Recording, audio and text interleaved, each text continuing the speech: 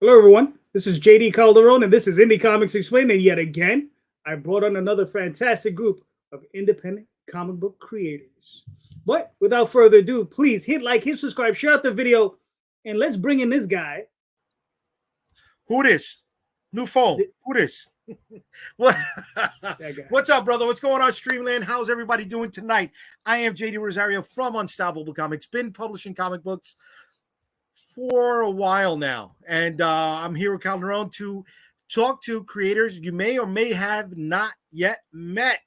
But whatever you hear tonight, I want you to understand at the end of the day, these are folks who have believed in themselves, put their money where their mouth is, and has put together projects that are not easy to do. So please show them support if possible. Okay, very nice. Like you that, resemble right? that remark, sir? Yeah, You like you resemble that. Yeah, I like baby. it. Yes. There you go. Oh, nice. Hey, everybody. How you doing? What's up, I'm baby? Randy Zimmerman. I am editor-in-chief of Arrow Comics. Been printing comics off and on since '85. Been working in the comic biz for that long as freelance if I'm not self-publishing. So right now I am with the Indy Comics Network doing 2 shows early in the morning on Friday and on Sunday, where we talk about the comics that we love and show off artwork and critique artwork from people that we respect and love. It's both of them are real positive shows, so check them out if you can. Other than that, Arrow Comics, look it up. All right, cool. I'm muted. That's fun. You're muted. That's the best way to start off an appearance on a show. So I'm Tom Doherty. I am the editor-in-chief and publisher and janitor and web designer of Committed Comics. Pretty much do everything. I've been publishing since '99. Been working in the comic book industry as a retailer before that, and that was really painful in the mid '90s. That was just that was painful. But I've been pretty much reading comic books all my entire life, so I do comics nonstop all the time for some godforsaken reason. I haven't figured this out yet. I haven't cracked the code of why, but it just so.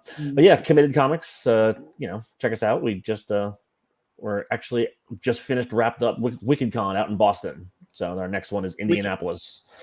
So Nice. Yeah. WickedCon. Yes. You're traveling. Where's your home base? Home base is Seattle.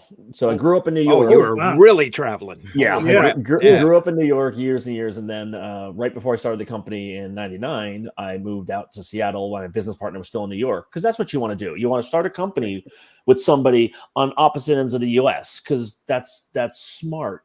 Yeah, And pre-teleconferencing, pre-Skype. Yep.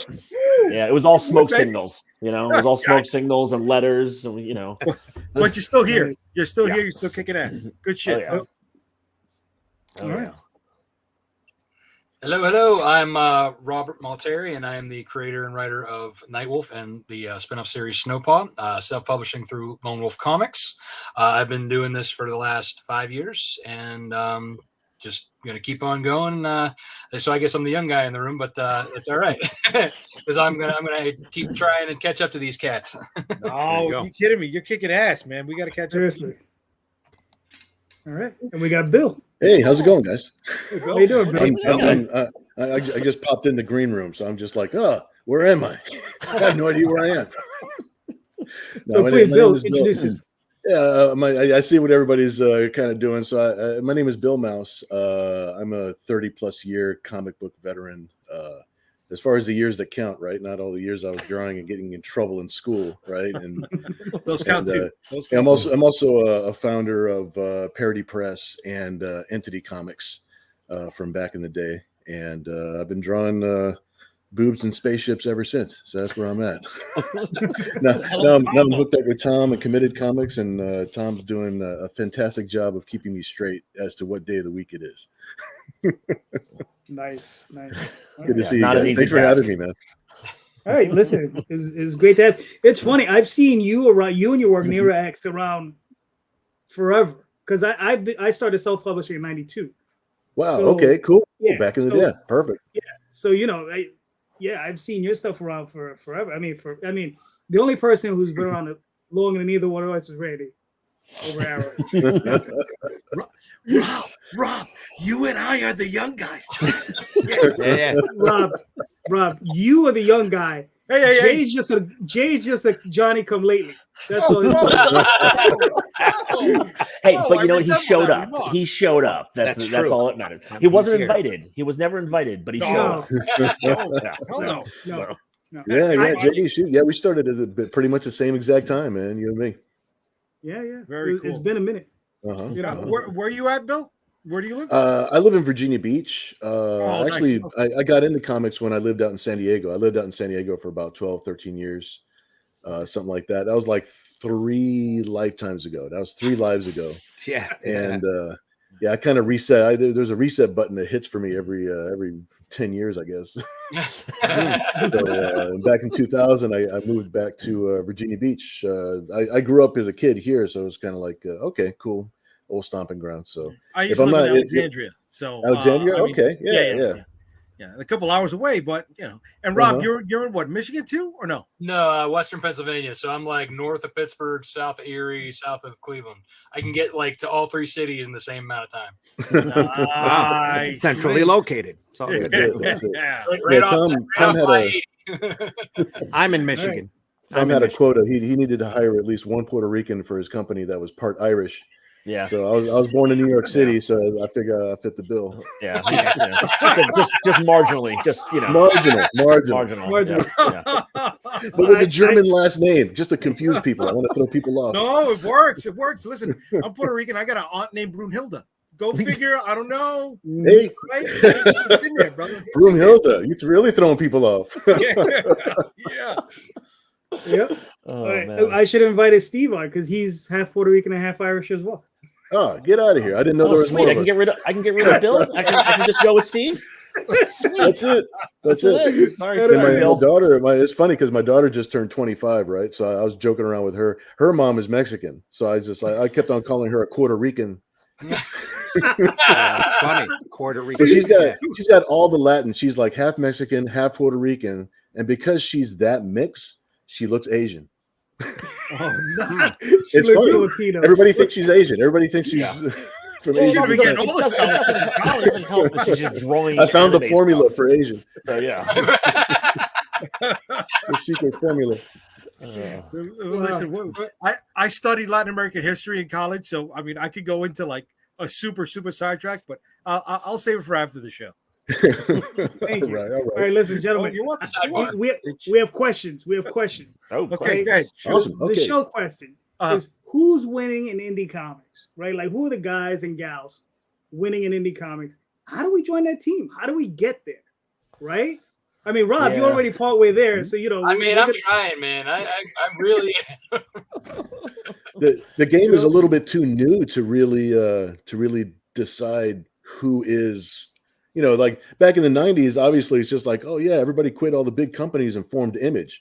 Like right when we were starting, back in the 90s, it's just like, oh, well, Image is full of the winners, that full of the big guys. And those are the guys that I followed. Those are the guys that influenced me back in the day, other than Voltron cartoons and a bunch of anime, right? So that was nice.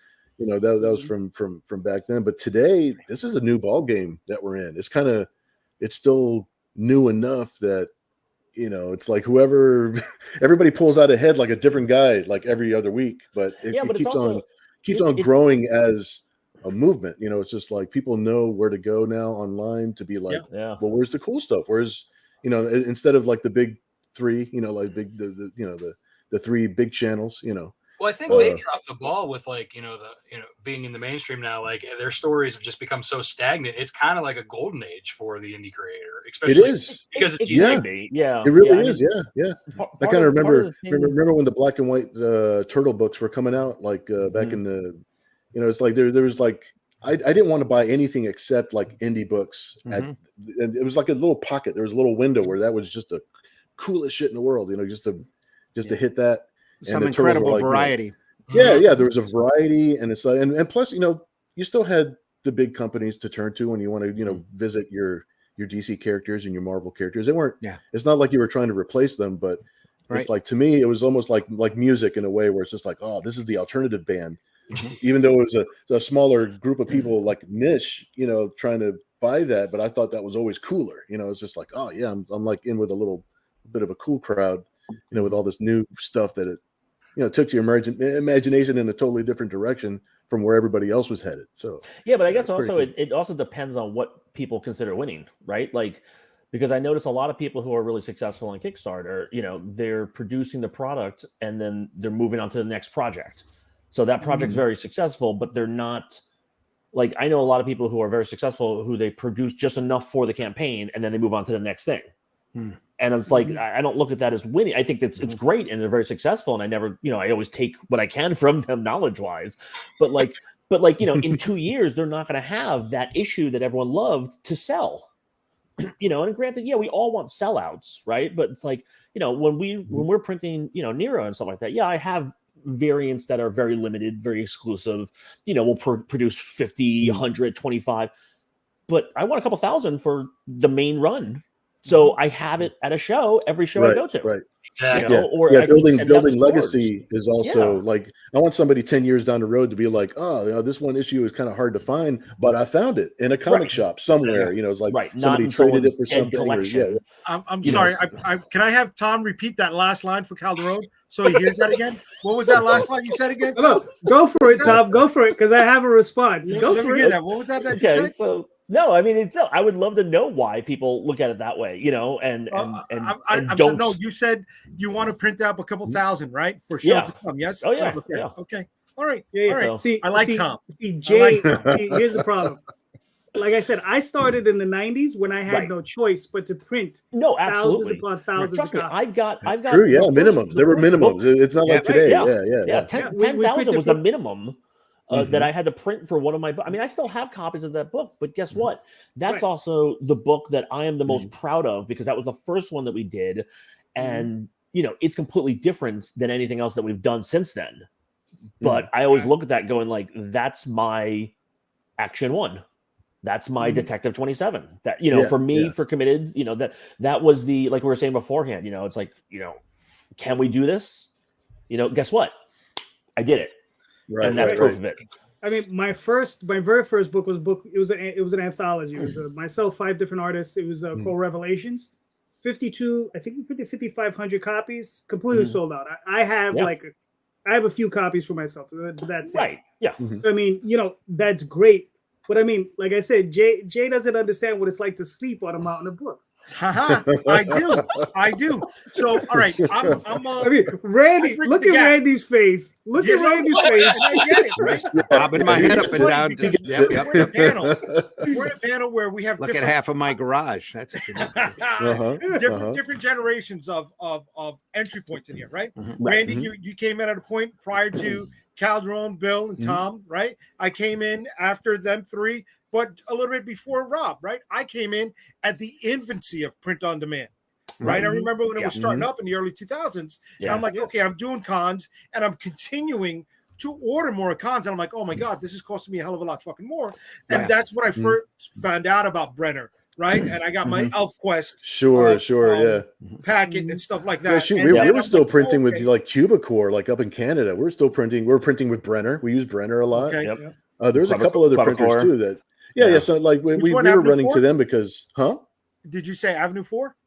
No, Quebecor. Quebecor. They were up in Montreal. They were a printer up in, the first three incarnations of Aero Comics was with Prinny Press and Litho. Oh, they were the guys that printed all the Cerebuses. Yeah. Gotcha. They were right across the river from Detroit. So yeah. Brenner had the best smelling books though. Yeah, they did. They really did. They had the right mix. They had the right mix. Yeah. You don't get to smell anymore with the digital press. I just wanted to highlight this response. Draw Talk. This is Tyler Carpenter. So I'm listening so I could join this team. Tyler's already successful. I love this guy. but why do you want to join a bunch of masochists? This is he's already that team he's already a part of. There's Daphne. Daphne says there's a comfort in seeing people who cross paths with cons back in the day still doing comics now. When I saw Nero X back on Kickstarter, I was like they made it. That's right. We made You're it out welcome. You're welcome. That was all me. That's all Tom. That's all Tom. It was all due to us. You traded me for a bag of Cheetos, right? Yes. It was a Cheetos. Yes, that's what the contract. He approached me at a show and he gave me Cheetos. I really wanted some Cheetos. This is really. That's all you charge for work? Cheetos, right? Yeah, I built up since then. It's like now I demand Pepsi. And now he actually wants pie as well. So it's like, big kids, whatever, fancy pants. He wants a piece of that pie. This is really the danger of working in physical comics, because once you hold your first one in your hand, it's like your kid. Yeah. And once you read it, once you see it, once you actually physically hold it, then I tell everybody it gets into your blood. You decide right there when you're holding your first book, if you're going to be doing this the rest of your life. It doesn't matter if you're making money at it. Every time you print a book, you're winning. Same thing with when you walk into a store and you see it on the shelf. Yeah, I walk into stores that I did not have any relationship with. I did not send the copies off to. I've walked into stores and I've seen sometimes they're in the quarter bin, sometimes they're on the shelf. I mean, it didn't matter what shelf it was on. It's like if I was in the store, and that was like my crack every week. That's my drug.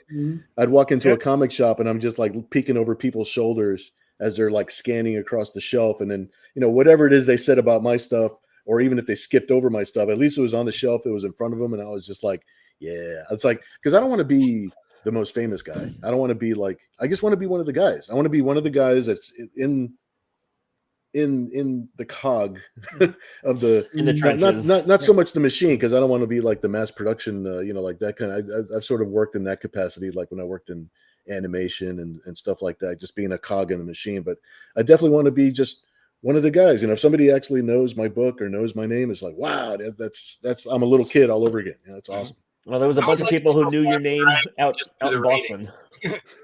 Cool.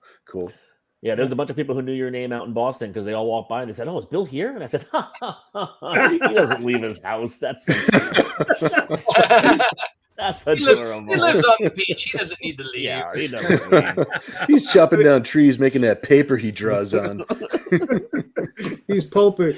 I mean, look, when I was 19, I got an envelope from FedEx at my job. I opened it up. It was my proofs for my first book. I opened it up. I looked at it. It looked fantastic. I turned around to my boss and I said, "This is my last week." There you go. There's nothing like that feeling, though, right? It's like there's nothing quite like that feeling, and I want to constantly recapture that. And the craziest thing is I actually like this lady, and I still quit, and I was just like, "This is my last thing, lady. I'm done." What was your boss's answer to you, nerd? No, not at all. She was just like, "What?" Yeah. Well, I retire. Like Randy said, like Randy said, a lot of people don't understand it. They unless they have it in their hands, they'll never understand that drive that like, I want to do something. I want. Well, there's a perspective. There's a perspective that you and other people in your ilk understand. Like I had to start understanding this when the world changed after the plague, because I was lucky enough to have publishers and people that handled all the, like nowadays you have to be everything. You have to wear all the hats. Yeah. Or at least you have to be familiar with it. Who knew that live streaming would be part of your job? There's be part of your cycle. There you go. See? Nice. Marketing and all the different things, instead of just sitting down and kind of being spoiled and only concentrating on the creative end. Now you have to sort of dip your toe into marketing, dip your toe in the promotional, dip your toe into how many shows you're going to go to, how many people. As soon as you're not talking to people, you disappear off the radar. Oh, yeah. So you have to let people know. It's like, no, I still live here. I'm good. Like, I like you guys. You're not, when you decide to lace up your boots on your own and do this, you're not a comic book creator anymore. You're a small business owner, right? You're not. Right. You have to learn all that. Yeah. And I don't like paperwork. I don't either. Nobody likes paperwork. Listen, I'm going to go not built for that. I'm going to go through some of these real quick. Daphne says the easy answer is boobs, Cthulhu, and LGBT. The hard answer is people who grew their fan base for decades and have it pay off on Kickstarter. Yeah, that's getting back to the original question. Well, I mean, look at Matt Chan's current Kickstarter. I mean, that basically is all of the tropes from all in one. And now everybody whose is that? Except he throws in weed. Right. What Just to top it up. Just to top it up. $7,000 he finished with? Something like that? I mean, the current one he's running is, I mean, it's almost, if not past 20, I think it's getting closing on 30. Just in the like the title, it's Cthulhu, or I sold my soul to Cthulhu to fund my Kickstarter. Jesus Christ, That's funny. Hey Tom, I might put in a page where there's some weed. Nice, nice, yeah, great. There you go.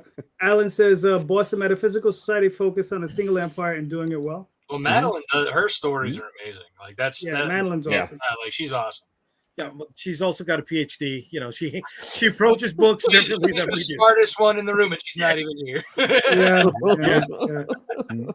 I don't know about that. She's still in comics. She's also doing novels too. So that's true. Okay. Doing everything. So Tyler says, I don't think there's a team. Honestly, I think at this point it's an individual success now. No point in joining a group or anything when you can succeed amazingly by yourself. Well, this is true. I actually agree with that, but I disagree with that at the same time because of the fact that the concept of committed was the mindset, and it's a little outdated now because of the way the industry has changed. But it was strength in numbers. You know, I mean, all the projects with me are all creator-owned projects, so I'm basically like the new version of the mini Dark Horse. You know, to where everyone's bringing their stuff to me because you know. At one point in time when we were in Diamond, where we had relationships with distributors and stuff like that, it obviously had a little bit more weight to it. But I think you can be successful individually, but I think there is something to be said about it. I'm looking at more and more people now. Merck Publishing, which is Sean Hideko and Murphy, they formed like two different subsets to their company to take on other people's projects, and these are very successful people. I mean, this is like the con artist guys and stuff like that. I mean, I believe they're going through Sean to do their stuff, and I think a lot of it is like Bill's basically saying, they don't want to do paperwork. Sean's handling all that, and that allows them to, just like with Bill and myself. I'm out here in Boston doing shows. Bill's hopefully drawing the pages for the book. I don't think so. I'll say it right now. But I mean, there's something to be said about that, to where what the Rob was saying with the lone wolf mentality. It's like, guess what, Rob? You've got to do it all now, right? Like, you're close enough to where you should have been at. It's not like I don't want to do. I do. I would love to have help. He's like, no one returns my phone call. Well, see, Tom gives me Cheetos, like I told you. Right? I've upped it to Pepsi. Yeah. No, well, I mean, the partnership that I have with Tom and with Committed, Amazon for you us, a whole fucking year supply of Cheetos to your place.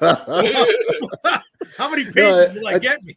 I tell you, I couldn't turn around the book in the timetable that we currently have for the schedule unless Tom was actually doing everything that he's doing on his end.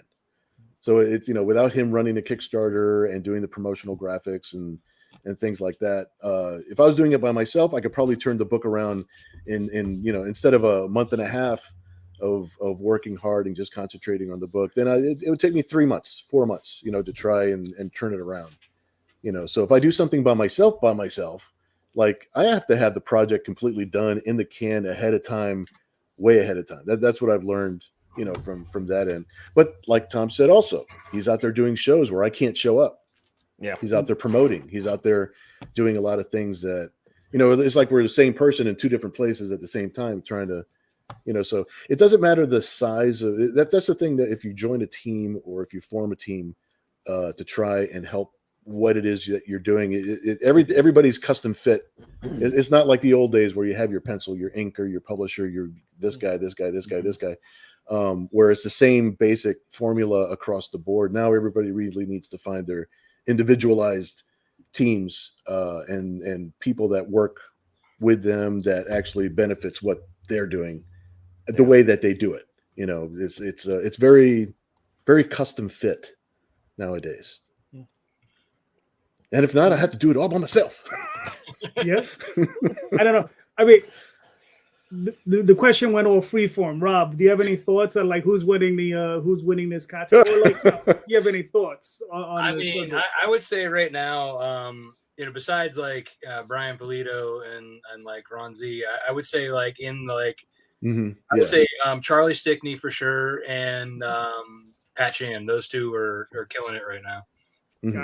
Gotcha.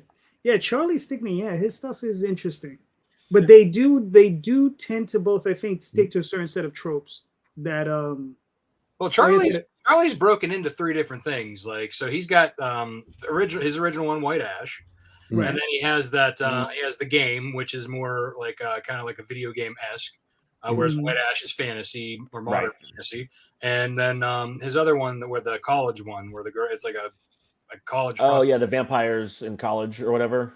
Something like that. I don't know. It's some kind of like but he's like doing, but it's not like none of those are related. White Ash obviously is his more popular one, but the other ones, I think, the game is Connor Hughes, which is White Ash's original artist. So like, he's using a combination of team, between the books, but like, yeah, I mean, he knows what he's doing. He was also editor in chief at which company, and he brought that fan base over with him. No, Scout. Yeah. Right. The reason though Scout hired him in the first place was because of White Ash. Right. But I'm not saying that he didn't grab expand upon that fan base when he was. I'm sure. Yeah, definitely. Exactly. Yeah. He's like, I'll take you. Yeah. I mean, he's my Make it rain. He's my neighbor at San Diego in small press. Oh, nice, Charlie. Yeah. So it's just he's last nice year I got to know him pretty well. He knows a lot. He's very. He was pumping out books left and right and moving nice things. Yeah. He's taking care of business, man. You can't knock that. Yeah. Anybody who's taking care of business in comic books, fuck it. Yeah. You got to give him the win. To answer one of the other people who's definitely winning in Indie Comics is Tyndall, Jamie Tyndall. No, yeah.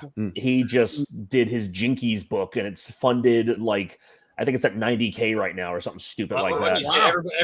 Everybody loves a sexy Velma and Daphne. Yeah, which is funny because he's showing me that drawing like 2 months before it was in Emerald City. I was talking to him and he was like, "Oh, look at this. He was showing it. So I'm like, "When is that launch?" He goes, "Oh, I don't know. Sometime in a couple of weeks or something like that." And then I saw like next thing I saw from his post was like, "We funded in 6 seconds. Have a nice day." And I was like, I actually met him once before he really blew up at a really small con in Warren, Ohio. I mean, I'm fucking really like one day, like 6 hours, boom, that was it. Like it was, small town, everything. And he caught my eye by like that Assassin's Creed girl up that he did. It was basically a female Ezio. Yeah. Like that was like way back when he first did that. Yep. And I was like talking to him about it. And I was like, "Oh yeah, I'm getting ready to start my comic. I'd love to have your art on it." And he's like, "Oh, I charge this much." And I was like, "Dude, you have one day con." But again, I mean, he just broke 100. He just broke 100K. I'm looking at his campaign right now. He's got 14 days left. That bastard. That's probably why. He never replies when I say, "Hey, can I still get that cover art?" Yeah, you're still looking for that old price. That old price is looking pretty good right now. I'm even willing to pay the new price now. Just answer my Facebook message. Oh damn. Guess I mean, you can't pay him in Cheetos either, then, huh? Yeah. You see, just your tone. He's not Cheetos. He's all about actual food, not snacks. I'm working my way up. Next thing is fries. He's like, I work for filet mignon. Yes. Yeah. I mean, so let's go around the room a little bit. Randy, you got any thoughts on that? I mean, who do you think is out there really killing it these days? No, I kind of said it before. If you're printing a book, if you've got a book in your hands, you're winning. Yeah. In my opinion, if you're getting out there in front of anybody and being read, you're ahead of a lot of the majority of the other people who are still out there trying. So. That's true. Yeah. That's true. Yeah. There's a lot of people that never even hit the radar. So. No, I'm with Randy on that, man. As long as you can keep feeding your own machine, then that's a W, bro. Yeah. Yep. All right. Fair enough. All right, cool. Mr. Rosario, I'll pass it on to you now. All right.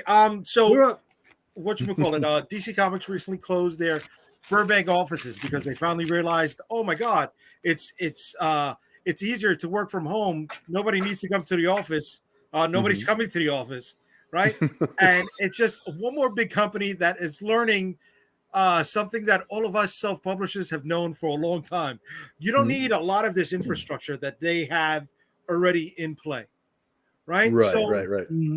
what do you think is the next thing that they're going to learn from small publishers like yourself, like ourselves? Excuse me. Well, so I don't know if it. So it also depends on what they're doing. So I think one of the reasons why they're closing their offices, my understanding, is they're outsourcing all of their ad stuff. So they no longer do. So basically, they used to have an actual physical location for people to go to because they had all these in-house guys doing all of the licensing and the merchandising. Okay. And now I think that they've gotten rid of that, and they've now, like you said, they don't. No one's coming into the office because they've hired external things. So, but I think the thing that they're going to learn, and I don't know if it's a good thing or not, and it's kind of, I think it's both sides are kind of feeding each other, is the insanity of variants again. And it's already kind of started happening because, I joke around at the conventions when people look and they see the variety of variant covers, I go, oh, we did a Kickstarter, and everyone understands that mentality of like, oh yeah, of course you have to do 15 covers when you do a Kickstarter, you have to give that variety. You kind of expect it now. Yeah. Right. You expect it. And any campaign that doesn't have a whole bunch, they're looked at as the ones who are doing it wrong, so to speak, even if they fund, there's just like, oh, you only have 2 covers? Really? That's it? And they're not excited about collecting 15 covers. They want I want your book, but I want it with the custom cover that fits my lifestyle. Yeah. So I think the larger companies, they're already starting that because they've been doing that for a while with the retailer variants. But I think what you're going to see in a couple of years is there's not going to be as many retailer variants. The companies themselves are just going to start doing it. Okay. And it'll be interesting to see because that goes all the way back to when Bill and JD were talking about starting in the 90s, right? It's like Gen 13 with the 13 covers, and what was the other one? It was another one. It was a Cyberforce had like 6 covers, and and then it all went away, and then they brought back just the A covers and the B covers, and now they're kind of bringing those back. I get that, like, not all of us had Jim Lee's X-Men #1 covers, like every single one. Right. Right. Let's take that further. Remember when Jim Lee had that intramural thing from Travis Charest, where every cover had a certain tie-in to a different title in his line, and formed this great big mural. And the answer, Wilson, is too many variants for you to handle. I'm just saying, you can't color them all. I'm sorry. I know you want to try, but you can't color them all.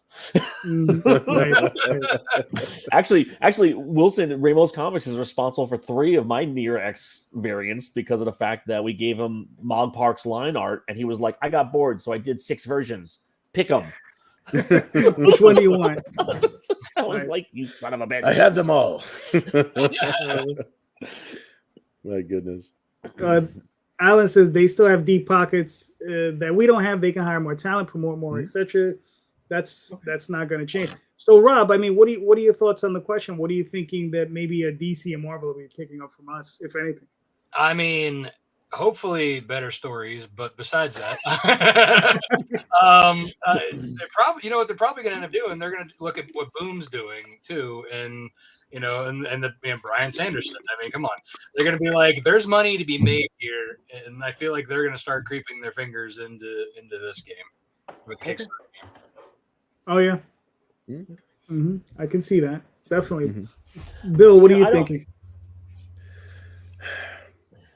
I think they got scared back in the 90s about promoting their artists and writers as superstars because of what happened with Image, and it's happened before, even before Image got created in the first place. They want their stuff to sell based on their stories, based on their characters, as opposed to their creators. And I think that's a huge mistake. I don't think I think they're seeing the difference between independent people and the big 3 or the big 2, however you want to look at it, where we are promoting the creators. And the difference between us and them in a lot of different ways. I mean, because a Kickstarter comic's so much more expensive than what they could be producing, which is $2 comic books, is what they really should be producing. So that way they bring in younger generations and start building the next generation of people that will actually continue buying comic books, right? As we age out. Well, they also have to write the stories to them as well. Right. So there's all that, but we're dropping our comics on Kickstarter and on things like this as though we're a band or a performer dropping an album. This is an event. This is like one of the reasons that it might cost a bit more. It costs more for like 10 different reasons, but we're a band dropping an album, and it doesn't happen every single week, and it turns into an event, and it turns into everybody coming to one place, which is your Kickstarter page. A bunch of like-minded people who are enjoying the fact and celebrating the fact that you're coming out with your book. Everybody gets it at the same time. Everybody's enjoying it. Everybody's talking about it, and then it kind of disappears, just like a band dropping an album, So that I don't know that I think they're seeing the difference between what we do and what they do, because they're trying to come up with a weekly schedule. They got a monthly schedule. They're building fans. They're building people that collect stories that will run for 12 months, whereas we're dropping events. And I don't know where that crisscrosses. I don't know where they might learn something from us, from what we're doing, because they're not going to start doing campaigns where they're dropping what they could be selling for $2 or $4, which they're actually selling for $8 anyway. Nowadays, the same thing. Boom, it being those big collected editions. I love the big collected editions. There were lots of times where I was just waiting for the hardcover version of something to come out, so that way I just have it on my bookshelf like a nice little library, as opposed to collecting individual issues. Oh yeah, it looks nice, especially if you get it in like a nice slipcase or something. Right. So it's more of a thing. It's like more of a coffee table book, as opposed to especially if it wasn't an artist that I was collecting at the time, or because if it's an artist or a writer that I was actually into, like during the time that these, whatever issue of whatever comes out, I would buy the individual issues. I got to have them. It's like, I'm collecting this particular person. I'm excited. They came out with a new issue of whatever. But that's not like the across the board formula that's happening. It's like, we're dropping events, we're dropping albums, and they're doing something completely different, which is they're doing radio play. If you think about it, if you want to compare it to music, they're doing episodic on the radio play, right? Yeah, they're doing The Shadow, and we're coming out with alternative music on CD. It's like, and it comes with artwork that the band drew. So it's like. But the interesting thing about the boom element that everyone keeps kind of going back to, and I understand it. They made like what $3.2 million or something like that. It's just, if you ask most of those people who drew it, they can't answer. Well, there's truth to that. It's just like. Or who did the covers? No one knows. All they knew was Keanu Reeves. It looked like him, and he was Right. Well, everybody likes writing Keanu. It. Keanu's the coolest, right? So it's like you support it. Right. As far as they know, Keanu drew the whole thing. It's like exactly. Yeah. Like and I feel bad because Ron Garney's fucking slaughtering it on the pages and stuff like that. And I'm sure he's getting a nice paycheck, and I'm sure he's getting, but he's we hope in terms of in terms of how popular. Right. And in terms of like we're going back to the term winning and that kind of stuff, right? That project has like. But generally I don't speaking, think he's getting his fair share on that. Generally speaking, like just campaigns across the board, fans are getting something that they don't get with the bigger companies, and that's connection. Yeah. They're actually connecting with I'm a street level guy. But back in the 90s, it's just like for somebody to write a letter into my comic book and actually have it printed, they get super excited. Like, oh my God, like you printed my letter. And it's like, I can't believe it connected to you in such a way. And now we're living a semi-public life online and making ourselves completely available to people. And people I know. I love being able to connect with different artists that I follow, that I'm going to get a sticker. I'm going to get a thing. I'm going to get a signed print. I'm gonna get a love letter from Bill. It's like, people were connecting with Keanu this weekend or earlier in the weekend at Golden Apple while he was signing copies of Berserker. So Ron Garney and whoever wrote it, Matt Kint wrote it. Yeah, Matt wrote it. Yeah, Matt Kint. Okay. I don't think they were at Golden Apple. Yeah. No, but listen, but Matt Kint is probably he's an excellent writer. Again, don't get me wrong. The team is all-star, but that's also what kills me is that you have an all-star team, and you're literally having them play behind a curtain that no one can see. But in that kind of situation, he would overshadow any team. They would assume that he drew Nira X if he actually showed up to one of our signings. Right? Yeah. It's just like that particular. But for the most part, it's just the creators that are showing up. It's just the creators that are promoting their book. The the artist, the writer, the publisher, or if they're just doing it all themselves, they're wearing all the hats, which we're all familiar with. And people are there. That's an added bonus benefit that's unheard of. Anybody collected comic books like from back in the day, to actually connect with the people that are producing the work on that level.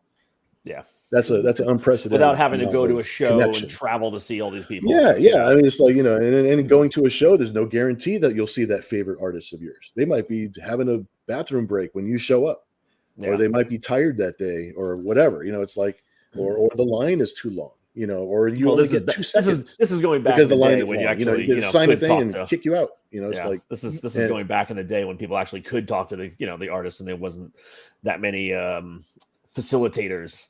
And there wasn't that many, agencies that are handlers. I remember standing in line. Like, I would take breaks from Artist Alley, and I remember just running around, and it's just like, all right, cool. I just want to stretch my legs for a minute. Simon Beasley's over there doing free sketches. Yeah, so I'm just like, cool. I'm going to get a free sketch. I told him to draw me. I forgot what character I even told him to draw me, but he didn't draw that character. He drew whatever he felt like drawing. And it was like the best. He was doing the same thing this weekend, so don't feel bad. Except it wasn't free. It was the best time ever though, because he was just joking around about it. He's just like, all right, I want like a Marv from Sin City or something like that. And he just drew me something else. I goes, how's this? And I was just like, awesome. And he's just handlers. You got to go through handlers before you talk to Randy at a con, right? Yeah. See what happens nowadays. Randy has handlers. You can't. So Randy, what are your thoughts on it? Do you think Marvel and DC can have any takeaways from us?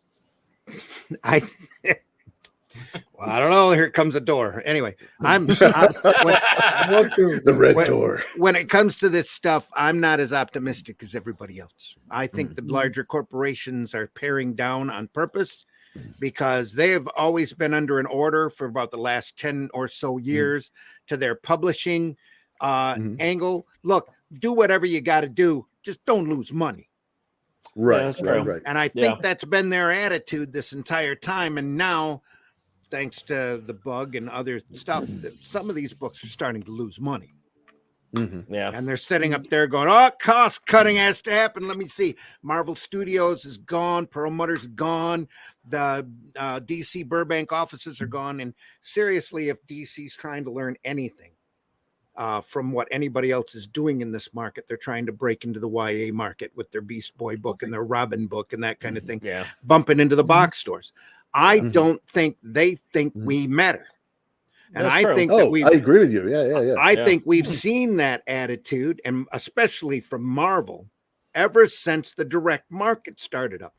Marvel has always tried to run the retailers into the ground.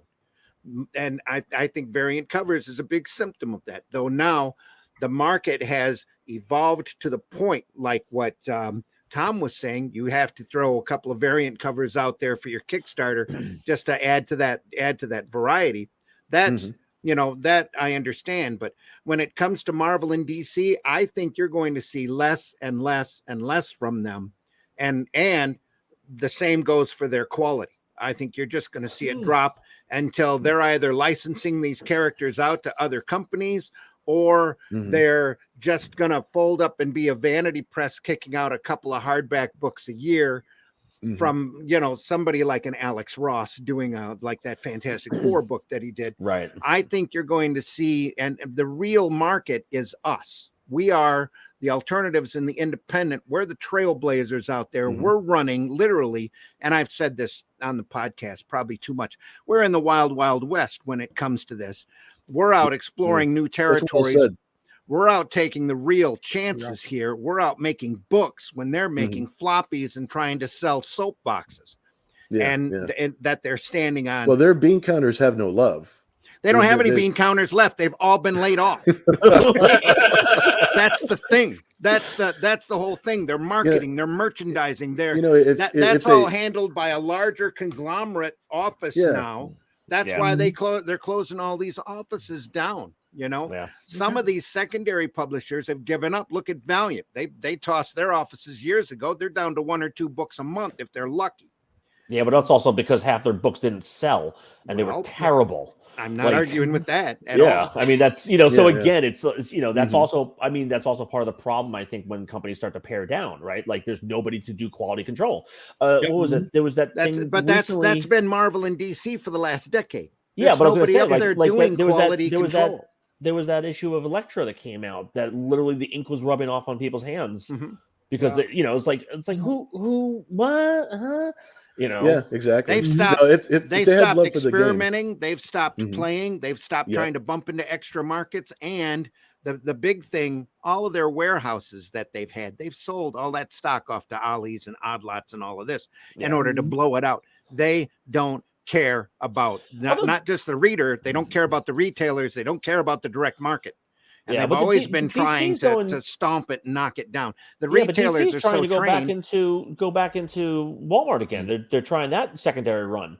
So it's going to be interesting to see if they pull that one off. DC is that's amazing. That amazes the heck out of me. They already did it. They did it once. And they had success. They've done it more than part once. of the problem. Yeah. Well, no, but the problem was, this is when they were creating content that was only available in Walmart. It was the exclusive books, and then basically the problem was that they weren't ended up on the shelves. I'd have loved to have been their editor on them 100-page books because they were almost all of them. There were a couple of them that were really good, but the majority of them were just crappy continuations of other stuff that nobody wanted to read in the first place. Well, like you said, they're treading water. They're just putting out things to put out things. They're not even trying to throw crap at the wall to see if anything sticks. They're out there trying to take advantage of Walmart's money and reach. That's all. That's all they're trying to do now. You're going to see a lot more hardback collections coming out. I think you're going to see. Mass market books is what I should say. Sure. You go. I was complaining that you've got Scholastic out there making a mark right now in the bookstores.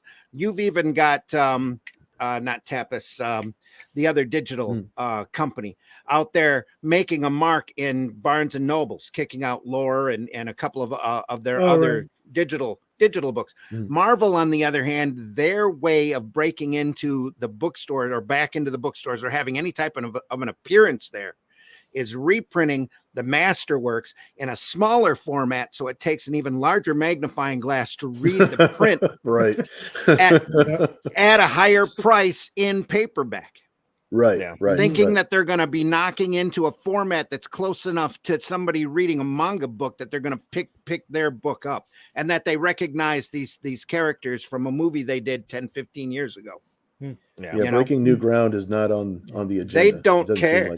They've got all of this potential icons. They had all of this chance. They've had chances for the last decade and a half to actually expand the readership and expand this market, and they haven't done it. They haven't even bothered to do it. All they want, like I said, all they want to do is sell soapboxes. The big issue with the big two, in my opinion, is they stopped producing books for kids. Oh, they stopped caring. Oh yeah, for sure. Yes. And again, there's both of those statements right on cue. Yeah. That's a hassle from the direct market because Diamond has embedded in the retailers and in the larger publishers that here's your demographic. Your demographic's basically 25 to 55, basically male, basically white. They're not wrong. No, but that's part of the problem is that is the market, and that's what they're like. Oh, okay, so they should have always been trying to.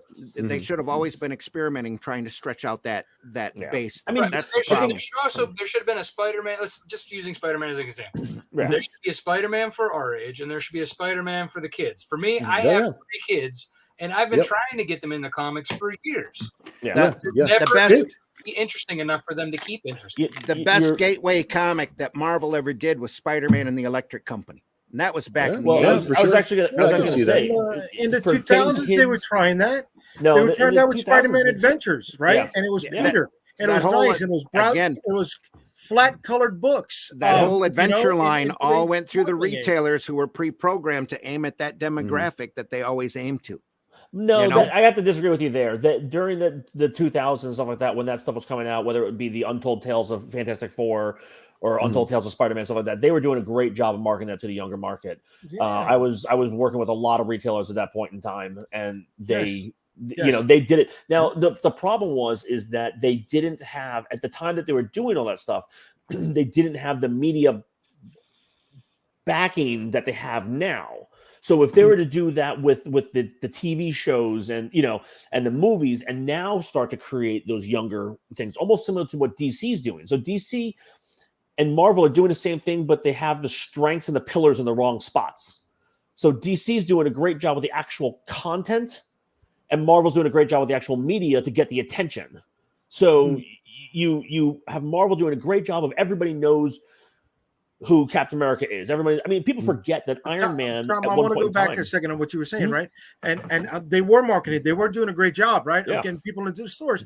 But how many times are kids or just that, that 12 or 13-year-old crowd, right? That bite that everyone's really trying to get going into the shop, picking up those copies of Spider-Man, yet when they bring them to the register, they're dealing with that person saying, "Oh, you're buying Spider-Man? Nerd." You know what I mean? And a big example from the store. You telling me you've never seen that happen? In reality, all the stores that I've actually dealt with, whether I was working at them or associated with or doing stuff, I've actually never seen that. And that might be just because of the fact that I'm more particular with the people who I associate myself with, to where if they're going to shit on a reader for any reason. Now, I have seen stores, rightfully so, prevent somebody younger from buying a book that was not appropriate for them. I get it. I get it. But I want to. Yeah. No, you applaud that. That's the greatest all book. right. Yeah. I remember people shying me away from buying Where's the Magazine? Oh, you buying that? Well, fuck you. This is my money. You know what I mean? Well, that's also just a bad retailer because they don't want to actually the $14.99 that you were paying for it or whatever the case, right? Like, Jay, you were visiting some garbage stores. Really? I've never heard of retailer saying, "I don't want your money." Yeah. What store? But these are all out in Queens, right? Or Brooklyn? No, this one was in downtown Brooklyn. Downtown Brooklyn, yeah, Jesus, man. Because I mean, when I hit Super Snipe, Action Comics, all these different stores, East Side Comics, the Batcave, they were all cool. Okay, and I was all in Manhattan. What was the shop that was on 23rd? Not the one next to the Flatiron on the second floor. Remember, it was Cosmic Comics. Oh yeah. On the other side, there used to be a vinyl, more like 8th or 9th Avenue. There used to be a vinyl record shop right next door to it. And that's the one on 14th Street. That was the one on 14th It was on the second floor. It was on the second floor. No, not that's the one by the Flatiron. I'm not talking about that. No. There was one on 14th Street, all the way up on the west side on the second floor. No, all right, I hear you. The one that I was talking about was on the first floor. Oh, okay. It was on the first floor, and it had a very, I don't want to use the word a pedophile look to it with the owner who's sitting back there. Wilson, is it Rogers Comics? Wilson's asking us, is Rogers? Because he also lives in the Bronx. Yeah. So he knows that area. This was definitely Midtown Manhattan. No, he might. Big old school glass window, wooden frame around it. Old school wooden ding-a-ling-a-ling kind of door when you walk in. I never visited that one. But it looked like a fucking unkept mess. Yeah. You know, it most like, of the stores in that time. Those are the best stores. Yeah, right. Get into that mindset. Right. Yeah.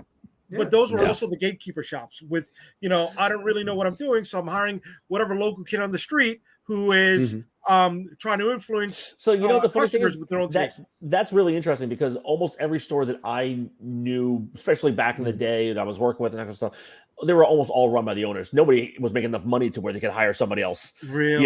And so if someone came in and wanted to buy that incredibly crappy comic book variant for $10, trust me, every retailer I know was jonesing for that money because they had to cover their the very first comic book shop I went to, it wasn't even a comic book shop. It was the glass jewelry display case. The guy was sitting on there with a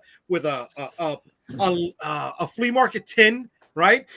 His cigarette burning, the ashtray there, the 17 or 18-year-old from the neighborhood. And I was like, oh, you got any of the back issues of X Factor? And we go into the back room through the fucking it wasn't even a curtain, it was just a bed sheet that divided the door, right? Somebody was gonna say beads. I was like, I looked through it and like, yo, pop can tabs tied together. Yeah. I'm telling you, I'm sorry. I was one of those kids where it wasn't an ice cream truck, but if the fucking pedophile was going around in that black van, I got comics, kid. I would have fucking walked in. But no, that was the very first shop I went into. So basically, you're saying that you went to really shitty stores. Good job. Right. One of my favorite comic shops was in a musty basement over top of a bar. You had to walk down a set of stairs off of the street and walk in. It was run by a woman, Libby. It was Libby's Comics up in Saginaw. Yeah, just like Cheers. Only it was a lot mustier, and you had that smell, that attic. And Sam Malone wasn't there. The door. Yeah, no Sam. Yeah. You walk through the door, and the old St. Mark's was like smelled that. like bad newsprint. How many shops in the macro, right, of all the shops that are in the U.S., how many are legitimate businesses, and how many are, you know what, I got a collection. I think I got to do this. I got a couple bucks in my pocket. Right? There's no official number for that. I think in the mid-90s, I think in the early 90s, it might have been like that, but that's definitely not the case anymore. No, just because of the fact that business rent is a low, commercial rent is enough. They have to make a business, or they don't survive very long anymore. They don't survive very long, and I've seen a lot of open and close in the tri-state area. I'm sure you have. Yeah. Well, I mean, again, here's an example. In tri-state area, every business you have a ton of open and closes. Let me show you an example of the marketing potential. Archie rented Marvel out. These went on in front of the grocery stores. Yep. They were in the racks where the Archie digests are, right? Great thing to do. They kicked one out every time there was a Marvel movie. It had a theme. This is for the Black Panther theme. And you can tell where the classic reprint ends and where the Marvel adventures start just by looking at the spine. Because the back half here, that all of this black, that's all the Marvel Adventures stuff. And you go and you look at it, and it's cloudy, it's nasty, it's grayed out. But you look at the stuff in the front, and it's this old classic stuff. Solid color, just beautiful looking. But you know what, Randy? I know a book that's way better than that one. I'm gonna pull it up right now. There it is. Hey, 300, baby. Yeah, look at that. That's awesome. Thank you. Nice. All right, Rob, do you want me to play your video? We're trailblazing. Yeah, sure. Let the me on the screen talk.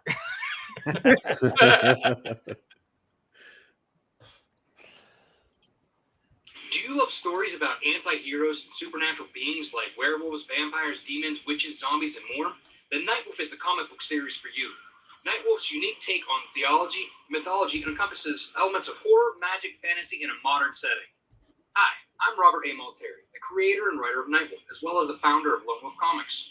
It's been my dream since I was a kid struggling with attention deficit disorder and dyslexia to be a comic book creator because comics have helped me learn to overcome my disability.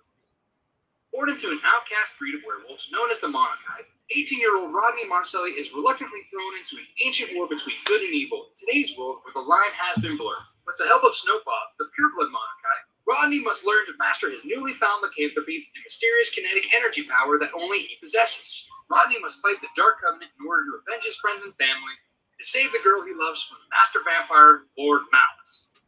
Rodney Marcelli is Nightwolf. In April of 2016, I launched a failed Kickstarter campaign for Nightwolf issues 1 through 3. I played the game on hard, setting a $20,000 goal. However, I did manage to raise over $5,000, but Kickstarter is an all-or-nothing platform. I didn't let that failed launch stop me, so I decided to raise the money on my own by doing freelance web design jobs to pay the artists. After self-publishing Nightwolf issues 1 and 2, I came back to Kickstarter in October 2019. Since then, I have successfully overfunded 8 campaigns for Nightwolf issues 3 through 6, the Volume 1 trade paperback that collects the first 4 issues, Snowfall 1 and 2, and the Nightwolf Voodoo Doll plushie. And that's all thanks to my amazing backers that I refer to as my Wolf Pack. Currently, I have written 12 issues of Nightwolf and have published the first 6 issues in print and digital formats. Now I stand ready to publish Nightwolf issue 7, which is 100% complete and is ready to send off to the printers. I'd like to personally thank you in advance for backing this project and joining the Wolf Pack. I'm extremely grateful for where I am now as a self-publisher and continuing to serialize Nightwolf for you to enjoy. Again, thank you for taking this creative journey with me. I appreciate it so much. So what are you waiting for? Join the Wolf Pack today. All right, cool. Very nice. That's awesome. Thank you. Very cool, dude. Yeah. Is it just me or does it I hate doing videos? So I'm like, you know what's funny? See, actually, we have to wear a lot of hats, right? I was just talking to a bunch of people at the convention today about Kickstarters, and actually I was noticing and that most people don't do the kind of video you did, Rob, which I think is awesome, where you're literally saying like, hey, this is me. This is, I'm doing this. I'm a person. because so many people, and again, I'm guilty of it as well, is that, we have the ability now to make animated trailers, right? And so it becomes a lot easier to do that, easier, of course, as a relative term, to do that than to actually get in front of the camera and basically kind of throw yourself on the sword. So I thought that was great. That's a good connection. Yeah. Thank you. Yeah, good great. Connecting tool. Which explains why you're 11 grand or whatever.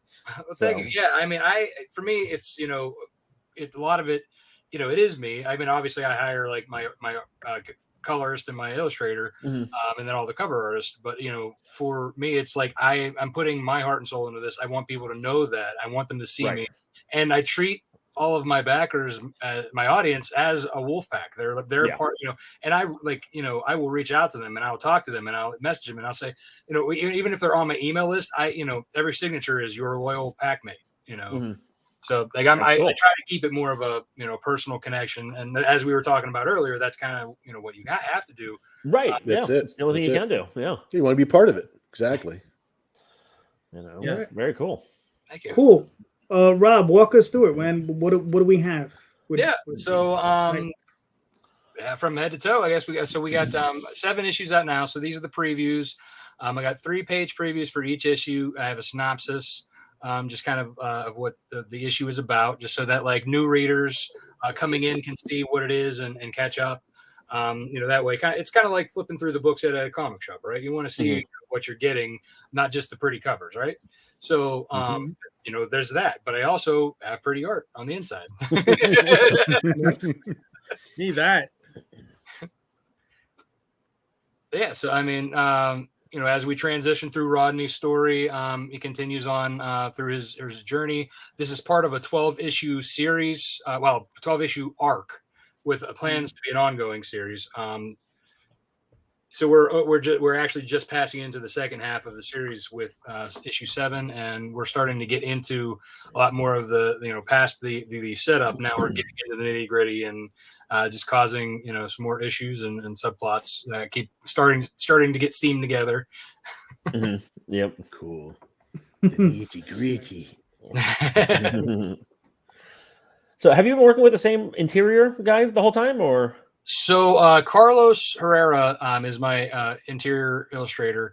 He and I have been working together since 2013, but he got picked up by like one of those like it was like a mythological card game. I want to say it was like something similar to like Magic the Gathering, but I can't remember exactly what it was. Right. So he did the first couple pages. He did all the character designs, and then he left for that.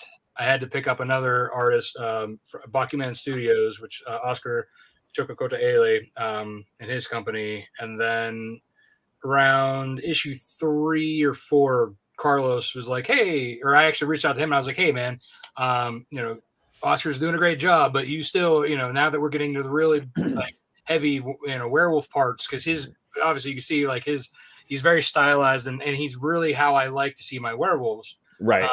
So like we're getting into that, and I'm like, hey, what would it take to bring you back in? Right. And Yeah. Like, well, I have a 9-to-5 job now. I can do it, in my spare time. Right. Like Nice. That. So he's been back with me ever since, and he's been kind of treating it more like a partnership. Nice. So it's cool. Been great to work with him, and You got lucky, Melvin dude. is our colorist. Mm-hmm. Yeah. Yeah. Nice. Yeah. Nice. Yeah, Oh, man. look at that. Look at it. Roll back, son. Roll back, son. Yeah. Roll back, son. Yeah. There He's you go. got people helping him out here, bro. Yeah. Oh, Let him introduce Oh, some there you people go. helping him out. yo, I mean, Rob, I'm sorry. Okay. You had to get involved with that one. I